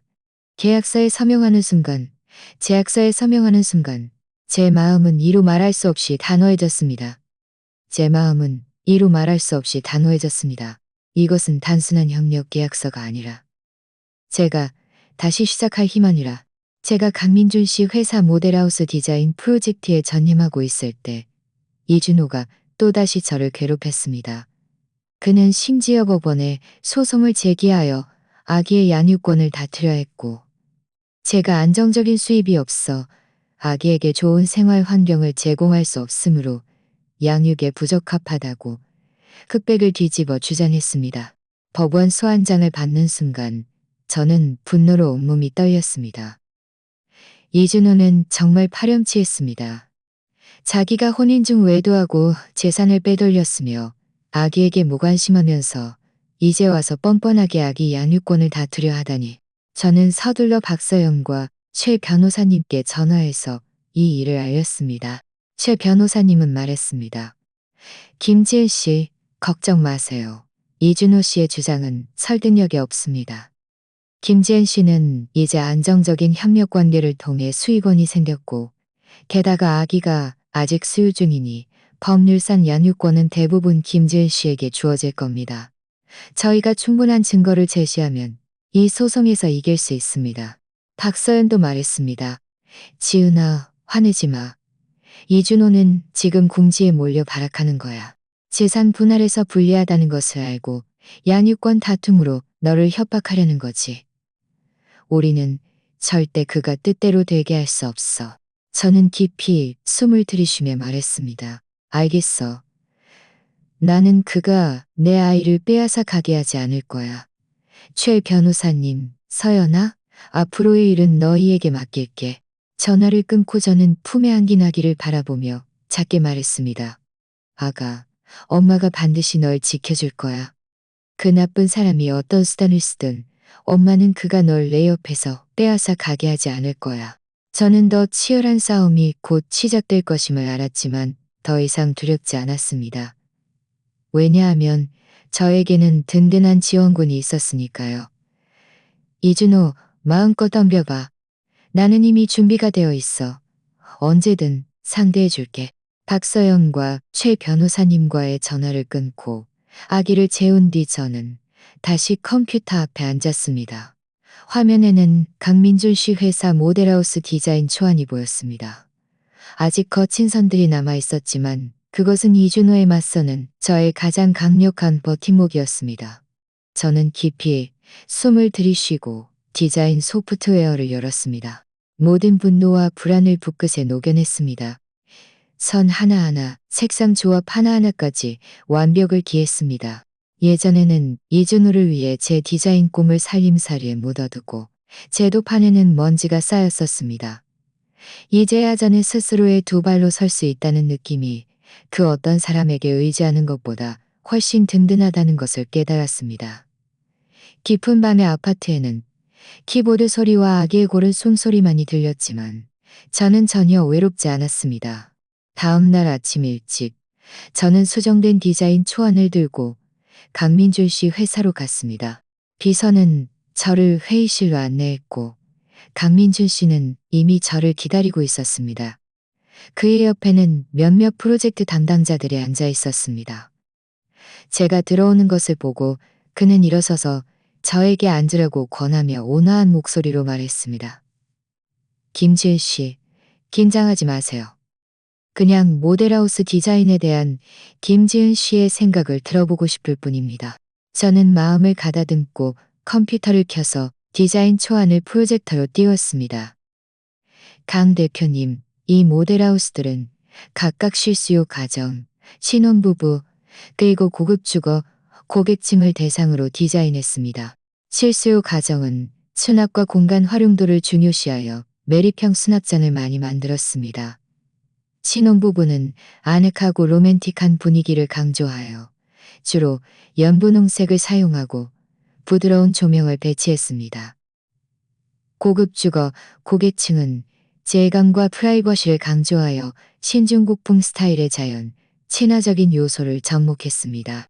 저는 차분하고 안정된 목소리로 디자인 컨셉을 설명했습니다. 공간 배치부터 자재 선택, 그리고 비용 관리까지 모든 세부 사항을 매우 신중하게 고려했습니다. 설명을 마치자 회의실은 몇 초간 조용해졌습니다. 한 연장자 프로젝트 담당자가 먼저 입을 열었습니다. 김지은 씨의 디자인은 매우 현실적이고 각 고객의 요구를 정확히 파악했습니다. 이전에 접했던 다른 디자이너들보다 프로젝트의 방향성과 더 잘 맞습니다. 다른 담당자도 고개를 끄덕이며 동의했습니다. 특히 수납 디자인은 실수요자들의 고충을 너무 잘 이해하고 있습니다. 이 방향대로 진행하는 것이 가능하다고 생각합니다. 강민주 씨는 저를 보며 칭찬의 눈빛을 보냈습니다. 김지은 씨의 디자인은 제 예상을 뛰어넘었습니다. 이 방향대로 진행하시고 앞으로 협조가 필요한 부분이 있으면 언제든 제 비서에게 직접 연락하세요. 인정을 받는 순간 긴장했던 제 어깨가 드디어 풀렸습니다. 입꼬리가 저절로 올라갔습니다. 강 대표님, 그리고 모든 관계자분들께 감사드립니다. 제가 최대한 빨리 완성된 디자인 시안을 만들어 내겠습니다. 강민준 씨 회사에서 나오자 햇살이 몸에 쏟아져 따뜻했습니다. 저는 휴대폰을 꺼내 박서연에게 메시지를 보냈습니다. 디자인 초안 통과. 몇 초도 안 되어 박서연은 환호하는 이모티콘과 함께 전화를 걸어왔습니다. 지은아, 정말 대단해. 나도 좋은 소식 있어. 이준호가 재산을 빼돌린 결정적인 증거를 찾았어. 제 마음은 철렁했습니다. 서둘러 물었습니다. 무슨 증거? 이준호가 돈을 자기 엄마 명의로 돌려놨다고 했잖아. 내가 알아봤는데 그의 엄마 계좌에서 최근에 큰 금액이 이체되었어. 새로 생긴 유아용품 회사로 말이야. 그런데 그 회사의 대표가 한수아의 사촌 동생이야. 박서연의 목소리에는 흥분이 담겨 있었습니다. 이건 그들이 오래전부터 짜고 한수아에게 재산을 빼돌리려고 했다는 뜻이야. 최 변호사님 말씀으로는 이 증거로 재산을 되찾을 수 있을 뿐만 아니라 그의 유책 책임을 더 무겁게 할 수 있대. 너무 잘 됐어. 제 목소리는 감격으로 떨렸습니다. 이준호랑 한수아는 자기들이 완벽하게 처리했다고 생각했겠지만 역시 빈틈을 남겼군. 박서연은 계속해서 말했습니다. 그리고 강 대표님이 어제 나한테 연락해서 이준호 회사의 불법 입찰, 탈세 등의 증거 일부를 넘겨줬어. 내가 이미 최 변호사님께 전달했으니 이제 우리 손에 있는 증거들이 점점 더 완벽해지고 있어. 이 소송은 우리가 이긴 거야. 전화를 끊고 저는 길가에 서서 오가는 사람들을 바라보며 갑자기 눈시울이 뜨거워졌습니다. 예전에는 제가 혼자 고립되어 있다고 생각했지만 이제는 박서연의 의로운 도움, 강민준 씨의 적절한 도움, 그리고 엄마의 묵묵한 지지가 있었습니다. 저는 더 이상 혼자 싸우는 것이 아니었습니다. 집에 돌아와 저는 이 좋은 소식을 엄마에게 알렸습니다. 엄마는 아기에게 이유식을 만들다가 소식을 듣고 숟가락을 놓더니 이내 눈시울이 붉어졌습니다. 너무 잘 됐어, 지은아. 정말 너무 잘 됐어. 이제 우리가 드디어 떳떳하게 고개를 들 수 있겠네. 그녀는 그렇게 말하며 눈물을 닦았습니다. 걱정 마. 집은 내가 돌볼 테니 넌 마음 편히 사업하고 이 소송도 잘 싸워. 엄마는 언제나 네 든든한 버팀목이야. 가족과 친구들의 지지를 받으니 저는 일과 소송 준비에 더욱 집중했습니다. 매일 아기를 돌보는 시간을 디자인에 몰두했습니다. 가끔 최 변호사님과 증거 보충에 대해 논의했고 강민준 씨도 수시로 제 진행 상황에 관심을 보이며 가끔 전문적인 조언을 해주었지만 결코 과도하게 간섭하지 않아 결코 과도하게 주었습니다. 휴대폰에 찍힌 알림 금액은 제가 이전에 받았던 일감들의 몇 배에 달했습니다. 제 마음은 성취감으로 가득 찼습니다. 저는 이 돈을 세 부분으로 나누었습니다. 한 부분은 아기의 교육 기금으로 저축하고 한 부분은 엄마의 생활비로 드리고 나머지 한 부분은 작업실 창업 자금으로 사용했습니다. 저는 이 프로젝트가 끝나면 정식으로 제 디자인 작업실을 등록할 계획이었습니다. 제가 미래를 계획하고 있을 때 최 변호사님에게서 전화가 왔습니다. 이준호 변호사가 보충 자료를 제출하여 제가 감정적으로 불안정하여 아기를 양육하기에 부적합하다고 주장했고 심지어 몇몇 소위 증인들을 내세워 제가 결혼 후 이준호와 자주 싸웠다고 흑백을 뒤집어 말하고 있다고 했습니다. 저는 분노로 손이 떨렸습니다. 결혼 후 저는 항상 조심스럽게 가정을 화목하게 유지하려 노력했고 이준호가 늦게 들어오고 냉담하게 대해도 항상 묵묵히 참았습니다. 최 변호사님은 저를 위로하며 말했습니다. 화내지 마세요. 이런 일방적인 증언은 설득력이 없습니다. 저희는 이미 반박 증거를 준비했습니다. 김지은 씨의 임신 중 산전 진료 기록, 산후 회복 증명서, 그리고 이웃과 산후 도우미의 증언 모두 김지은 씨가 침착하고 아기를 잘 돌보는 것을 증명할 수 있습니다. 게다가 강 대표님께서 제공하신 이준호 회사의 불법 증거도 저희가 이미 법원에 제출했습니다. 이것은 이준호 씨의 품행이 좋지 않음을 간접적으로 증명하여 양육권을 가질 자격이 없음 명하여 저는 진정하고 고개를 끄덕였습니다. 최 변호사님, 고생 많으십니다. 법이 저에게 정의를 돌려줄 것이라고 믿습니다. 전화를 끊고 저는 아기 침대 옆으로 가서 아기의 연약한 작은 얼굴을 바라보며 마음속으로 맹세했습니다. 이준호가 수단과 방법을 가리지 않을수록 저는 더욱 강해져야 합니다. 저는 이 소송에서 이길 뿐만 아니라 사업에서도 성공하여 그에게 보여줄 겁니다. 그가 없어도 저와 아기는 더 잘 살 수 있다는 것을요. 그날 저녁 강민준 씨에게서 메시지가 왔습니다. 이준호가 또 소송에서 잔꾀를 부린다고 들었습니다. 걱정 마세요. 제가 이준호 회사 초창기 불법 운영에 대한 내부 문서 한 부를 가지고 있는데 혹시 김지은 씨에게 도움이 될 수도 있을 겁니다. 내일 비서에게 김지은 씨께 가져다 주라고 하겠습니다. 메시지를 보며 제 마음은 따뜻함으로 가득 찼습니다. 저는 답장했습니다. 강 대표님, 정말 감사합니다. 항상 폐를 끼쳐 죄송합니다. 그가 바로 답장했습니다. 별 말씀을요. 그리고 저는 김지은 씨가 도움받을 가치가 있다고 믿습니다. 푹 쉬시고 너무 스트레스 받지 마세요.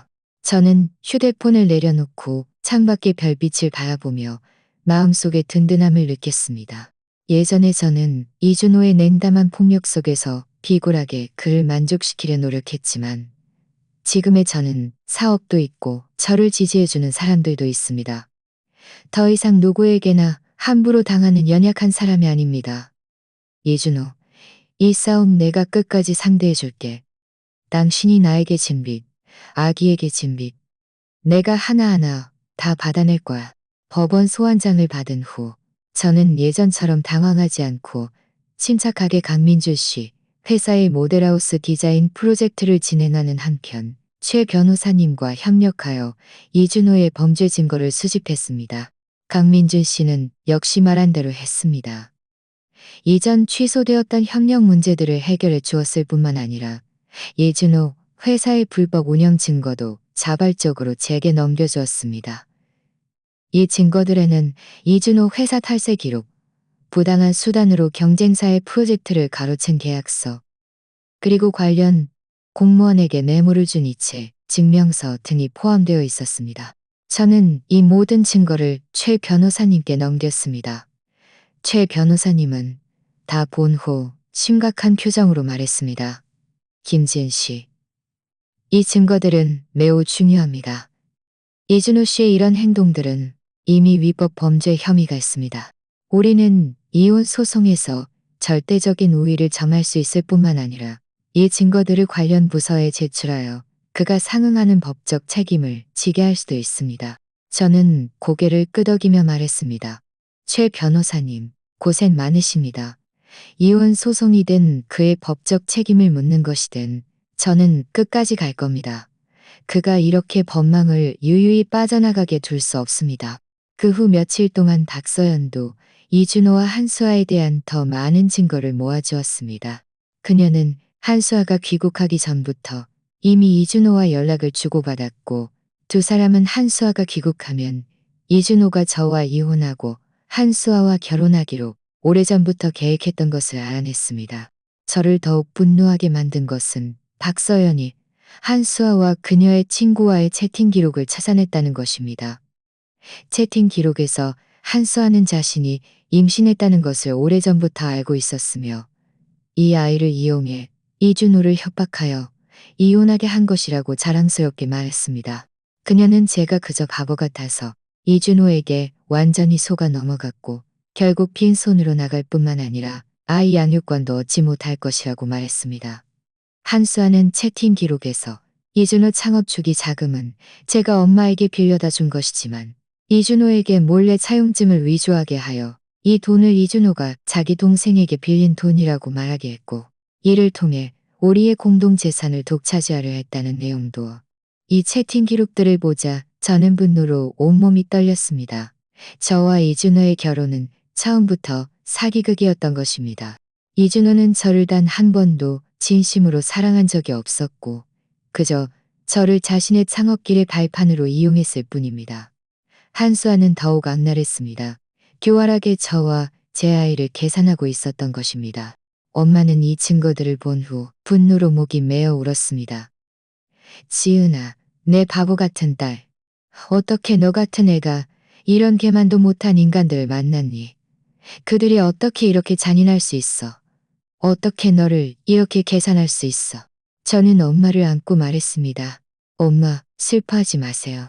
이제 우리가 그들의 모든 증거를 확보했으니 곧 그들이 마땅한 대가를 치르게 할 수 있을 거예요.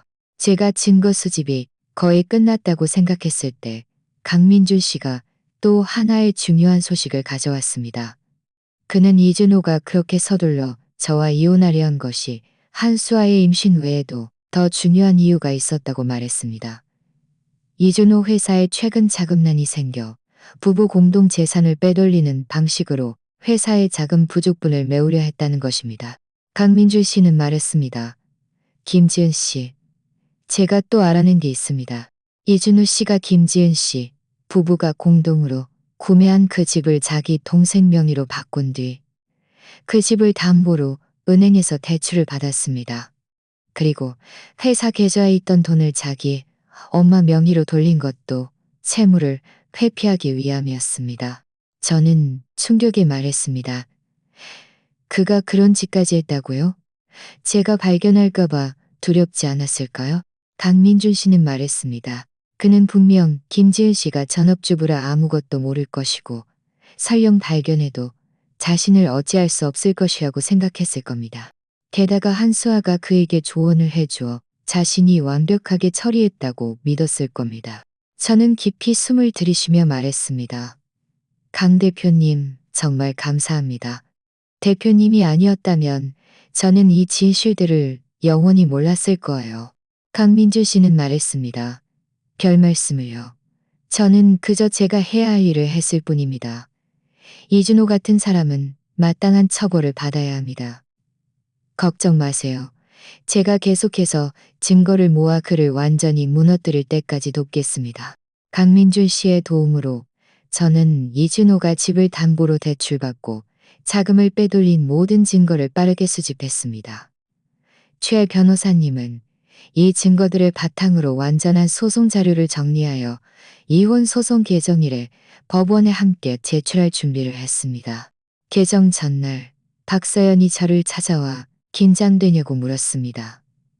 저는 웃으며 말했습니다. 긴장 안 돼. 이제 증거가 확실하니 법원이 저에게 공정한 판결을 내려줄 것이라고 믿어. 박서연은 말했습니다. 내일 내가 너랑 같이 법원에 갈게. 무슨 일이 있어도 내가 네 옆에서 너를 지지할 거야. 다음 날 저는 아기를 안고 엄마 박서연과 함께 법원으로 갔습니다. 이준호와 한수아도 왔습니다. 한수아는 명품 옷을 입고 개가 약간 불러 있었고 이준호의 팔짱을 끼고 득이한양한 표정이었습니다. 마치 이미 승리를 확신한 듯했습니다. 그들의 다정한 모습을 보며 제 마음은 조금도 동요하지 않았습니다. 저는 오늘이 지나면 그들이 더 이상 득이한양할 수 없을 것이라는 것을 알았습니다. 이혼 소송이 정식으로 개정되었습니다. 판사는 먼저 양측에게 자신의 주장과 이유를 진술하게 했습니다. 이준호의 변호사가 먼저 발언했습니다. 그는 흑백을 뒤집어 말했습니다. 판사님, 저희 의뢰인 이준호 씨와 김지은 씨의 감정은 이미 파탄되어 더 이상 함께 살 수 없습니다. 저희 의뢰인은 이혼을 요구하며 아이의 양육권을 얻기를 원합니다. 김지은 씨는 안정적인 수입원이 없어 아이에게 좋은 생활 환경을 제공할 수 없으므로 양육에 부적합합니다. 또한 저희 의뢰인은 김지은 씨에게 5천만 원을 위자료로 주고 그녀를 위자료로 주고 그녀를 위자료로 주고 이준호는 옆에서 덧붙여 말했습니다. 판사님, 저는 제 아이를 매우 사랑합니다. 저는 반드시 아이에게 최고의 삶을 줄 겁니다. 김지은은 자기 몸 하나도 제대로 못 돌보는데 어떻게 제 아이를 잘 돌볼 수 있겠습니까? 한수아도 옆에서 불을 지폈습니다. 판사님, 제가 증언할 수 있습니다. 이준호 씨는 매우 책임감이 강하고 반드시 좋은 아버지가 될 겁니다. 김지은 씨는 아이를 키우기에 전혀 적합하지 않습니다. 그들의 말을 듣자 제 마음은 비웃음으로 가득 찼습니다. 그들이 감히 이준호가 책임감이 강하다고 말하다니. 이제 최 변호사님이 발언할 차례였습니다. 최 변호사님은 우리가 모아온 모든 증거를 꺼내 판사와 배심원단에게 하나씩 제시했습니다. 판사님, 배심원 여러분, 저희 의뢰인 김지은 씨는 이미 다시 일을 시작하여 안정적인 수입원을 가지고 있습니다. 그리고 저희 의뢰인이 제공한 증거들은 이준호 씨가 혼인 중 외도하여 한수아 씨와 장기간 부적절한 관계를 유지했으며 한수아 씨의 사주를 받아 부부 공동 재산을 빼돌리고 최 변호사님은 한수아와 그녀의 친구와의 채팅 기록, 이준호가 재산을 빼돌린 이체 기록, 그리고 이준호 회사의 불법 운영 증거까지 모두 판사에게 제출했습니다. 판사는 이 증거들을 본 후 매우 심각한 표정을 지었습니다. 이준호와 한수아의 얼굴은 새하얗게 질렸고 더 이상 이전의 득이한 양함은 찾아볼 수 없었습니다. 최 변호사님은 계속해서 말했습니다. 판사님, 저희 의뢰인은 이혼을 요구하며 아이의 양육권을 얻고 이준호 씨가 매달 양육비를 지급할 것을 요구합니다. 동시에 저희 의뢰인은 이준호 씨가 빼돌린 부부 공동재산을 반환하고 남은 공동재산은 적게 나누거나 아예 나누지 않도록 요구합니다. 또한 저희 의뢰인은 이준호 씨에게 정신적 손해배상금도 지급할 것을 요구합니다. 이준호는 다급하게 큰 소리로 말했습니다. 이건 사실이 아니야. 이 증거들은 모두 위조된 거야. 김지은, 이 천한 년. 네가 감히 외부인과 짜고 나를 모함하다니. 판사는 엄한 목소리로 말했습니다. 이준호 씨, 발언에 주의하십시오. 법정에서는 큰 소리로 말하는 것을 금하며 인신공격은 더욱 금지합니다. 이준호는 판사의 꾸짖음에 겨우 진정했지만 여전히 얼굴은 좋지 않았습니다. 한수아는 겁에 질려 온몸이 떨렸고 더 이상 아무 말도 하지 못했습니다. 이어서 판사는 양측에게 몇 가지 질문을 더 한 뒤 변론을 종결하고 선고일을 추후에 알리겠다고 선언했습니다. 법원에서 나오자 이준호가 저를 막아서며 악랄하게 말했습니다. 김지은, 기다려. 네가 이 증거들을 얻었다 해도 내가 너를 가만두지 않을 거야. 저는 차갑게 말했습니다. 이준호, 당신이 지금 그런 말을 하는 건 이미 소용없어. 당신이 한 일들은 이미 법을 어긴 거야. 당신은 결국 처벌을 받게 될 거야. 박서연이 한 발짝 앞으로 나서서 제 앞을 막아섰습니다. 이준호, 여기서 더 이상 협박하지 마. 만약 네가 다시 지은이를 괴롭히면 우리는 경찰에 신고해서 너를 잡을 거야. 이준호는 우리를 매섭게 노려본 뒤 몸을 돌려갔습니다. 한수아도 서둘러 그를 따라갔습니다. 엄마는 한숨을 쉬며 말했습니다. 지은아, 방금 정말 화났어. 그들 둘의 새하얗게 질린 얼굴을 보니 속이 시원해. 저는 미소 지으며 말했습니다. 엄마, 이건 시작일 뿐이에요. 곧 그들은 자신들이 한 행동에 대한 무거운 대가를 치르게 될 거예요. 집에 돌아와 아기를 재운 뒤 강민준 씨에게서 전화가 왔습니다. 개정 상황에 대해 물었습니다. 저는 개정 과정을 그에게 설명했습니다. 그는 웃으며 말했습니다. 김지은 씨, 정말 잘했습니다. 이제 증거가 확실하니 법원은 분명 김지은 씨의 승소를 판결할 겁니다. 그리고 저는 이미 이준호 회사의 불법 운영 증거를 관련 부서에 제출했습니다. 곧 결과가 나올 것이라고 믿습니다. 저는 감사하며 말했습니다. 강 대표님, 정말 감사합니다. 대표님이 아니었다면 저는 정말 어떻게 해야 할지 몰랐을 거예요. 강민준 씨는 말했습니다. 별 말씀을요. 제가 우리 친구라고 했잖아요. 서로 돕는 건 당연한 일입니다. 김지일 씨는 마음 편히 법원의 판결을 기다리세요. 저는 정의가 반드시 실현될 것이라고 믿습니다. 전화를 끊고 저는 창밖의 햇살을 바라보며 희망으로 가득 찼습니다. 진실이 이미 세상에 드러났고 이준호와 한수아의 좋은 날은 정말 끝났다는 것을 알았습니다. 저와 제 아이는 드디어 그들의 그림자에서 벗어나 우리만의 빛을 맞이할 수 있을 겁니다. 결론 종결 후 사흘째 되던 날 법원의 판결문이 나왔습니다. 최 변호사님의 예상대로 법원은 저와 이준호의 이혼을 판결했습니다. 아기의 양육권은 저에게 주어졌고 이준호는 아기가 만 18세가 될 때까지 매달 1억여만 원의 양육비를 지급해야 했습니다. 재산 분할에 관해서는 법원은 이준호가 혼인 중 외도하고 악의적으로 부부 공동 재산을 빼돌린 유책 배우자라고 인정하여 그가 빼돌린 모든 재산, 즉 담보 잡힌 집과 그의 엄마 명의로 돌린 자금 모두를 반환하도록 판결했습니다. 동시에 법원은 이준호가 남은 공동 재산을 적게 나누고 저에게 2천만 원의 정신적 손해배상금을 지급하도록 판결했습니다. 판결문을 받는 순간 저와 엄마는 감격에 겨워 울었습니다. 이것은 단순한 판결문이 아니라 정의의 실현이자 저와 아기에 대한 결과였습니다. 박서연도 저를 위해 기뻐하며 말했습니다. 너무 잘됐다. 정의가 드디어 실현됐어. 이준호, 그 나쁜 놈이 드디어 마땅한 처벌을 받았어. 하지만 이준호는 판결에 불복하여 항소했습니다. 그는 심지어 모든 것을 잃더라도 저와 끝까지 싸워 절대 저를 편하게 두지 않겠다고 공언했습니다. 이준호가 패배를 인정하지 못하는 것을 알았지만 저는 그를 두려워하지 않을 겁니다. 저는 계속해서 그와 맞서 싸울 겁니다. 최 변호사님도 이준호의 항소에는 새로운 증거가 없으므로 법원이 원심을 유지할 가능성이 높다고 말했습니다. 제가 항소심 판결을 기다리고 있을 때 강민준 씨에게서 전화가 왔습니다. 김지은 씨, 이준호 회사가 모레 중요한 협력 발표회를 엽니다. 대형 다국적 기업과 협력 계약을 체결할 예정이랍니다. 이 다국적 기업은 기업 신뢰도를 매우 중요하게 생각하니 만약 그들이 이준호 씨의 행동을 알게 된다면 분명 그와 협력하지 않을 겁니다. 저는 즉시 강민준 씨의 의도를 파악하고 물었습니다. 강 대표님, 혹시 제가 발표회에서 이준호 씨의 진짜 모습을 폭로하길 원하시는 건가요? 강민준 씨는 말했습니다. 맞습니다. 이것은 이준호를 완전히 무너뜨릴 최고의 기회입니다. 제가 이미 발표회 초대장을 구해두었으니 그때 제가 김지은 씨와 함께 가겠습니다. 걱정 마세요.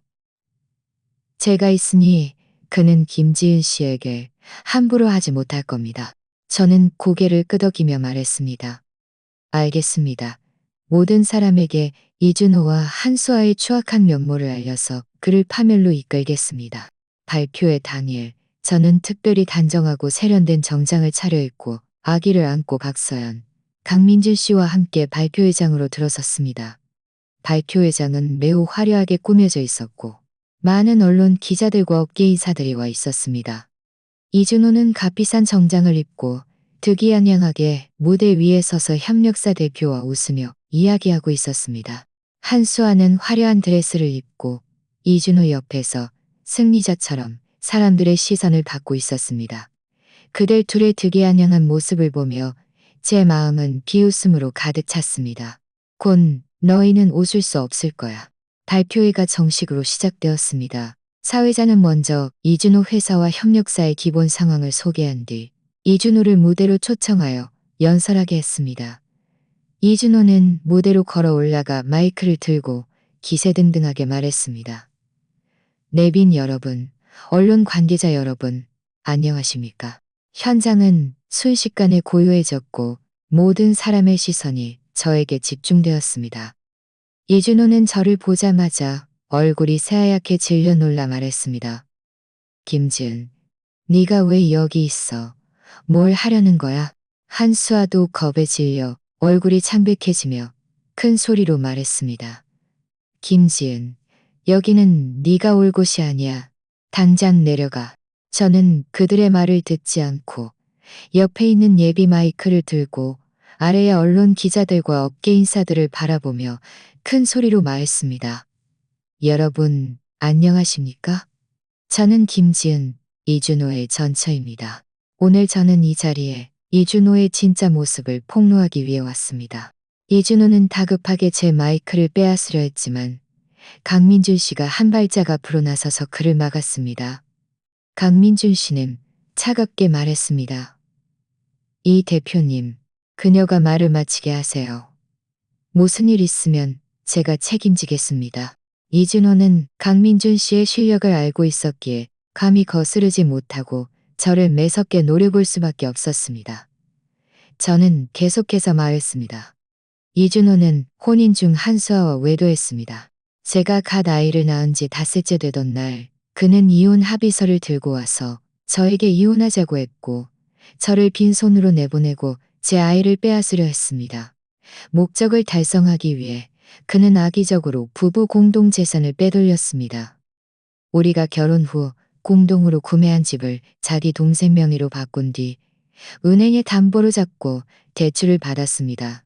그리고 회사 계좌에 있던 돈을 자기 엄마 명의로 돌려 말을 마친 저는 박서연에게 이준호가 재산을 빼돌린 이체 기록, 집담보 계약서, 한수아와 그녀의 친구와의 채팅 기록 등 증거들을 아래의 언론 기자들과 협력사 대표에게 나누어 주고 시켰습니다.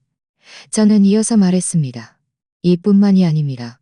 이준호 회사는 심각한 불법 운영, 탈세, 부당한 수단으로 경쟁사의 프로젝트를 가로채고 관련 공무원에게 뇌물을 준 사실도 있습니다. 협력사 대표는 제가 제공한 증거들을 본 후 매우 심각한 표정을 지었습니다. 그는 그 자리에서 이준호에게 말했습니다. 이 대표님, 아무래도 저희의 협력은 다시 고려해야 할 것 같습니다. 저희 회사는 품행이 좋지 않고 위법 범죄 혐의가 있는 사람과는 절대 협력하지 않을 것입니다. 말을 마친 협력사 대표는 몸을 돌려 떠났습니다. 아래의 언론 기자들도 술렁이기 시작했고 너도 나도 이준호와 한수아에게 질문을 던지기 시작했습니다. 이 대표님, 김지은 씨가 말한 것이 사실입니까? 정말 혼인 중 외도하셨습니까? 이 대표님, 이준호 회사가 정말 탈세, 뇌물 등 불법 운영을 했습니까? 한수아 씨, 정말 타인의 결혼에 개입하여 재산 빼돌리라고 사주하셨습니까? 이준호와 한수아는 기자들에게 둘러싸여 진퇴양난에 빠졌고 얼굴은 새하얗게 질려 어찌할 바를 몰랐습니다. 더 이상 이전의 득이한 향함은 찾아볼 수 없었습니다. 이준호는 설명하려 했지만 한마디도 할 수 없었고 한수아는 겁에 질려 온몸이 떨리며 이준호 뒤에 숨어 감히 모습을 드러내지 못했습니다. 저는 그들의 초라한 모습을 보며 이루 말할 수 없이 통쾌했습니다. 이것이 그들이 마땅히 받아야 할 결과입니다. 예전에 그들이 저에게 어떻게 했는지 이제 제가 몇 배로 갚아줄 겁니다. 저는 아기를 안고 강민준 씨와 박서연의 동행 아래 무대에서 내려왔습니다. 발표회장 문에 다다랐을 때 저는 뒤돌아 이준호를 보았습니다. 그는 기자들에게 둘러싸여 이러지도 저러지도 못하고 있었고 한수아는 바닥에 웅크리고 앉아 작은 소리로 울고 있었습니다. 발표회장을 나오면서 박서연은 웃으며 말했습니다. 지은아, 정말 속이 시원하다. 이것이 바로 인과응보지. 이준호는 이번에 완전히 끝났어. 박민준 씨도 말했습니다. 맞아요. 그의 협력은 물거품이 되었고 회사의 추문도 폭로되었으니 이준호 회사의 주가는 분명 폭락할 겁니다. 얼마 지나지 않아 파산하고 문을 닫게 될 겁니다. 과연 강민준 씨의 말대로 그날 오후 이준호 회사의 주가는 폭락하기 시작하여 하한가로 굳어졌습니다. 많은 협력사들이 이준호 회사와의 협력을 줄줄이 취소했고 은행도 이준호에게 대출금을 상환하라고 독촉하기 시작했습니다. 이준호 회사는 순식간에 위기에 빠졌습니다. 저녁에 저는 인터넷에서 이준호와 한수아에 대한 많은 뉴스들을 보았습니다. 제목들은 모두 이준호 회사 대표 혼인증 외에도 악의적 재산 빼돌리기, 이준호 회사 불법, 위법 혐의, 협력사 계약 해지, 한수아 타인 결혼 개입, 재산 빼돌리라고 사주 등이었습니다. 네티즌들은 모두 그들을 비난하며 개만도 못한 인간들이라며 이런 최후를 맞이하는 것이 당연하다고 말했습니다. 엄마는 이 뉴스들을 보고 기뻐하며 말했습니다. 지은아, 너무 잘됐다. 이제 모든 사람들이 그들의 진짜 모습을 알게 됐으니 그들이 더 이상 우리를 괴롭히지 못할 거야. 저는 아기를 안고 웃으며 말했습니다. 네, 엄마. 정의는 늦을지 몰라도 결코 오지 않는 법은 없어요.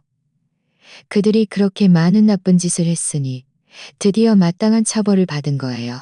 바로 그때 제 휴대폰이 울렸습니다. 최 변호사님에게서 온 전화였습니다. 최 변호사님은 말했습니다. 김지은 씨, 좋은 소식입니다. 이준호 씨의 항소가 법원에서 기각되었습니다. 그리고 관련 부서가 이미 이준호 회사의 불법 운영에 대한 조사를 시작했습니다.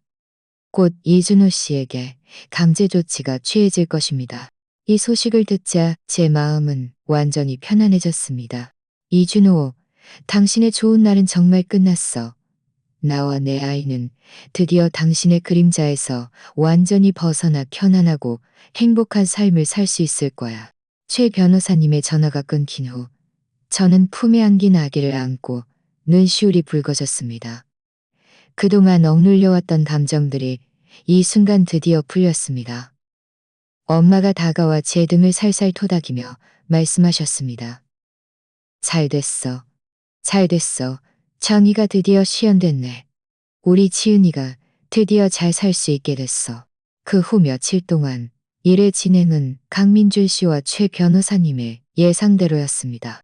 관련 부서가 이준호 회사에 대한 전면적인 조사를 시작하여 이준호의 탈세, 뇌물수수, 악의적 재산 빼돌리기 등 여러 위법 사실을 확인했습니다.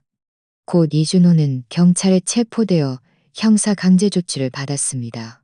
이준호 회사는 주축을 잃고 스캔들에 휩싸여 주가가 결국 파산하고 문을 닫았습니다. 은행은 이준호를 고소하여 그 명의의 모든 자산을 압류했고 담보 잡혔던 집도 포함되었고 집은 법원 경매를 통해 매각되었고 그 수익금은 우선 은행 대출금을 상환하는 데 사용되었으며 남은 부분은 법원 판결에 따라 저에게 반환되었습니다. 한수아의 최후도 비참했습니다. 이준호가 체포된 후 이준호 가족들은 모든 원망을 그녀에게 쏟아부었습니다. 그녀를 불운의 상징이라며 이준호 가족 전체를 망쳤다고 욕했습니다. 한수아는 임신한 몸으로 이준호 가족에게 쫓겨났고 돈 한 푼 없이 값싼 월세방에 임시로 머물 수밖에 없었습니다. 한수아를 더욱 절망하게 만든 것은 검사 결과 그녀 뱃속의 아이가 이준호의 아이가 아니었다는 것입니다.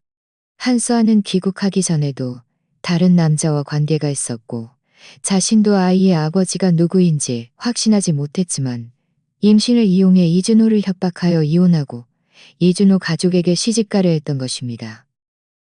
이 소식을 이준호 가족이 알게 되자 그녀는 더욱 심하게 욕을 먹었고 더 이상 아무도 그녀는 더욱 심하게 욕을 먹었고 나중에 박사연에게서 들은 바로는 한수아는 우울증과 영양실조로 월세방에서 뜻밖의 유산했다고 합니다.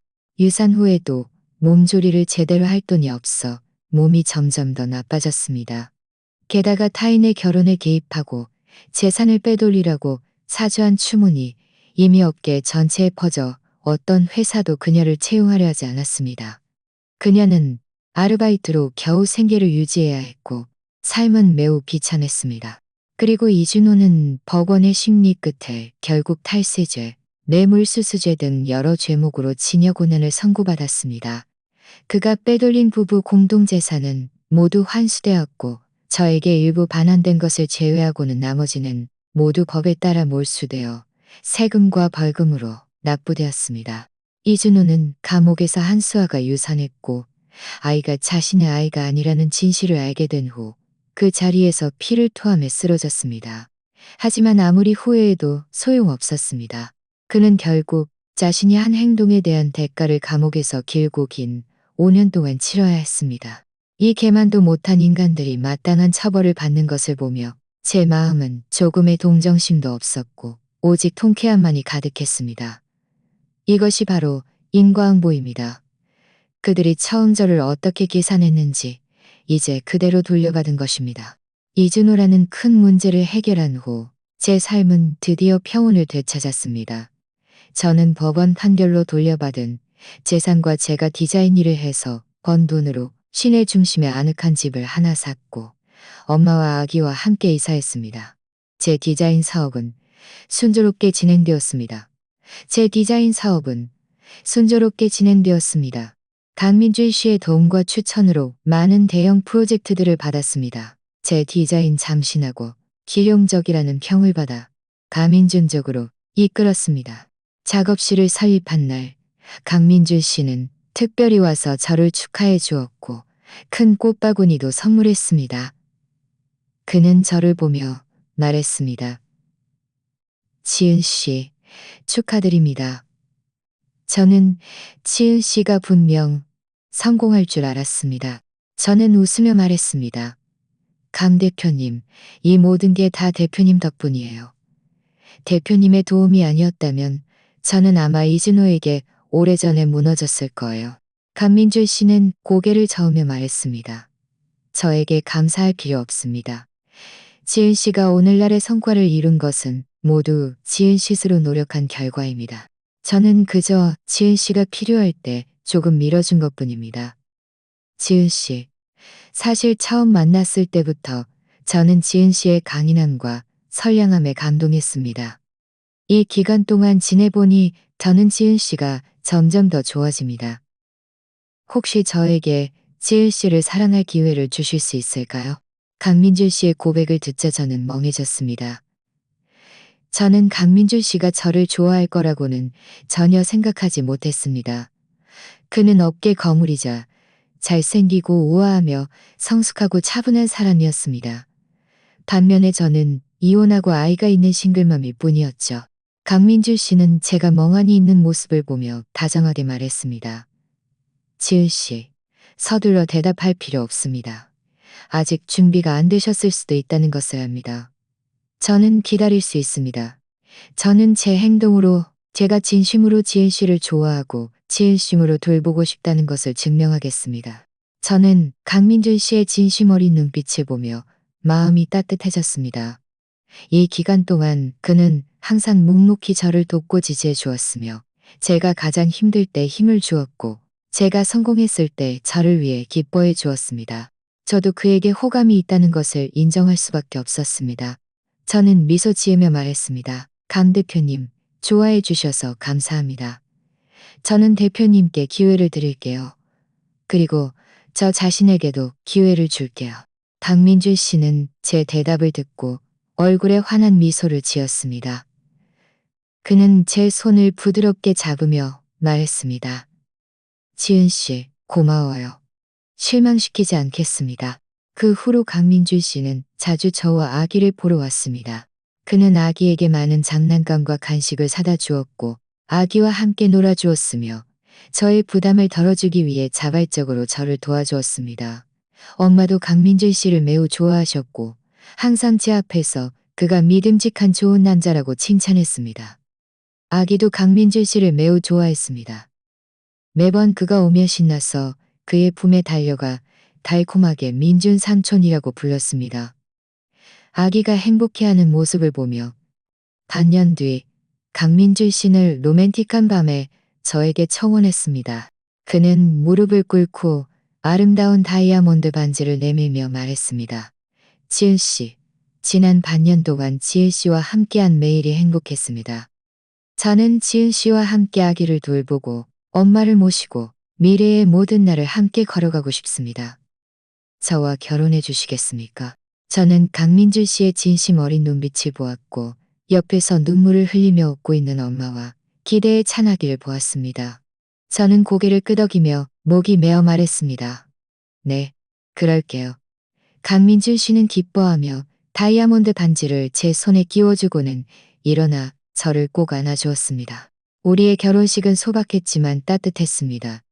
초대된 사람들은 모두 우리의 가족과 친구들, 그리고 작업실 직원들이었습니다.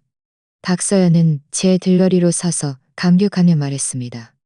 지은아, 네가 이렇게 행복한 걸 보니 정말 너무 기뻐. 저는 웃으며 말했습니다. 서연아, 고마워. 이 모든 길에 네 덕분이야. 결혼식에서 강민준 씨는 제 손을 잡고 모든 하객들에게 말했습니다. 저는 제 평생을 다해 김지은을 사랑하고 그녀와 아이를 잘 돌볼 것입니다. 아래에서는 뜨거운 박수갈채가 터져나왔습니다. 저는 옆에 강민준 씨를 바라보며 감사함으로 가득 찼습니다. 운명이 저에게 그렇게 많은 고난을 겪게 한 후에도 이렇게 좋은 사람을 만나게 해준 것에 감사했고, 제가 처음부터 선량함과 간인함을 포기하지 않고 악한 세력에 굴하지 않은 것에 감사했습니다. 지금의 저는 저를 사랑해주는 남편이 있고 건강하고 귀여운 아이가 있으며 저를 지지해주는 엄마와 친구들이 있고, 그리고 제가 사랑하는 사업이 있습니다. 제 삶은 행복하고 충만합니다. 가끔 저는 출산 후 닷새째 되던 날 이준호가 이혼 합의서와 딸기 케이크를 들고 병실에 나타났던 그 장면을 떠올립니다. 그것은 제 인생에서 가장 어두운 순간이었지만 동시에 제 인생의 전환점이기도 했습니다. 만약 그런 고난을 겪지 않았다면 저는 아마 제가 얼마나 강한 사람인지 영원히 몰랐을 것이고, 강민준 씨를 만나 지금의 행복한 삶을 누리지 못했을 것입니다. 저는 마침내 깨달았습니다. 선은 선으로 보답받고 악은 악으로 보답받는다. 이 말은 결코 빈말이 아니라는 것을요. 삶에서 좌절과 불공평을 겪을 때도 있고 이준호나 한수와 같은 악인을 만날 때도 있습니다. 하지만 우리가 본심을 지키고 선량함과 간인함을 유지하며 용감하게 어려움에 맞선다면 반드시 정의가 실현되는 날을 기다릴 수 있을 것이고 우리만의 빛과 행복을 맞이할 수 있을 것입니다. 미래의 길은 아직 멀지만 저는 믿습니다. 제가 선한 마음을 품고 열심히 살아가며 제가 사랑하는 사람들과 함께 손을 잡고 나아간다면 반드시 더 나은 삶을 살 수 있을 것입니다. 오늘의 이야기는 여기까지입니다. 시청해 주셔서 감사합니다.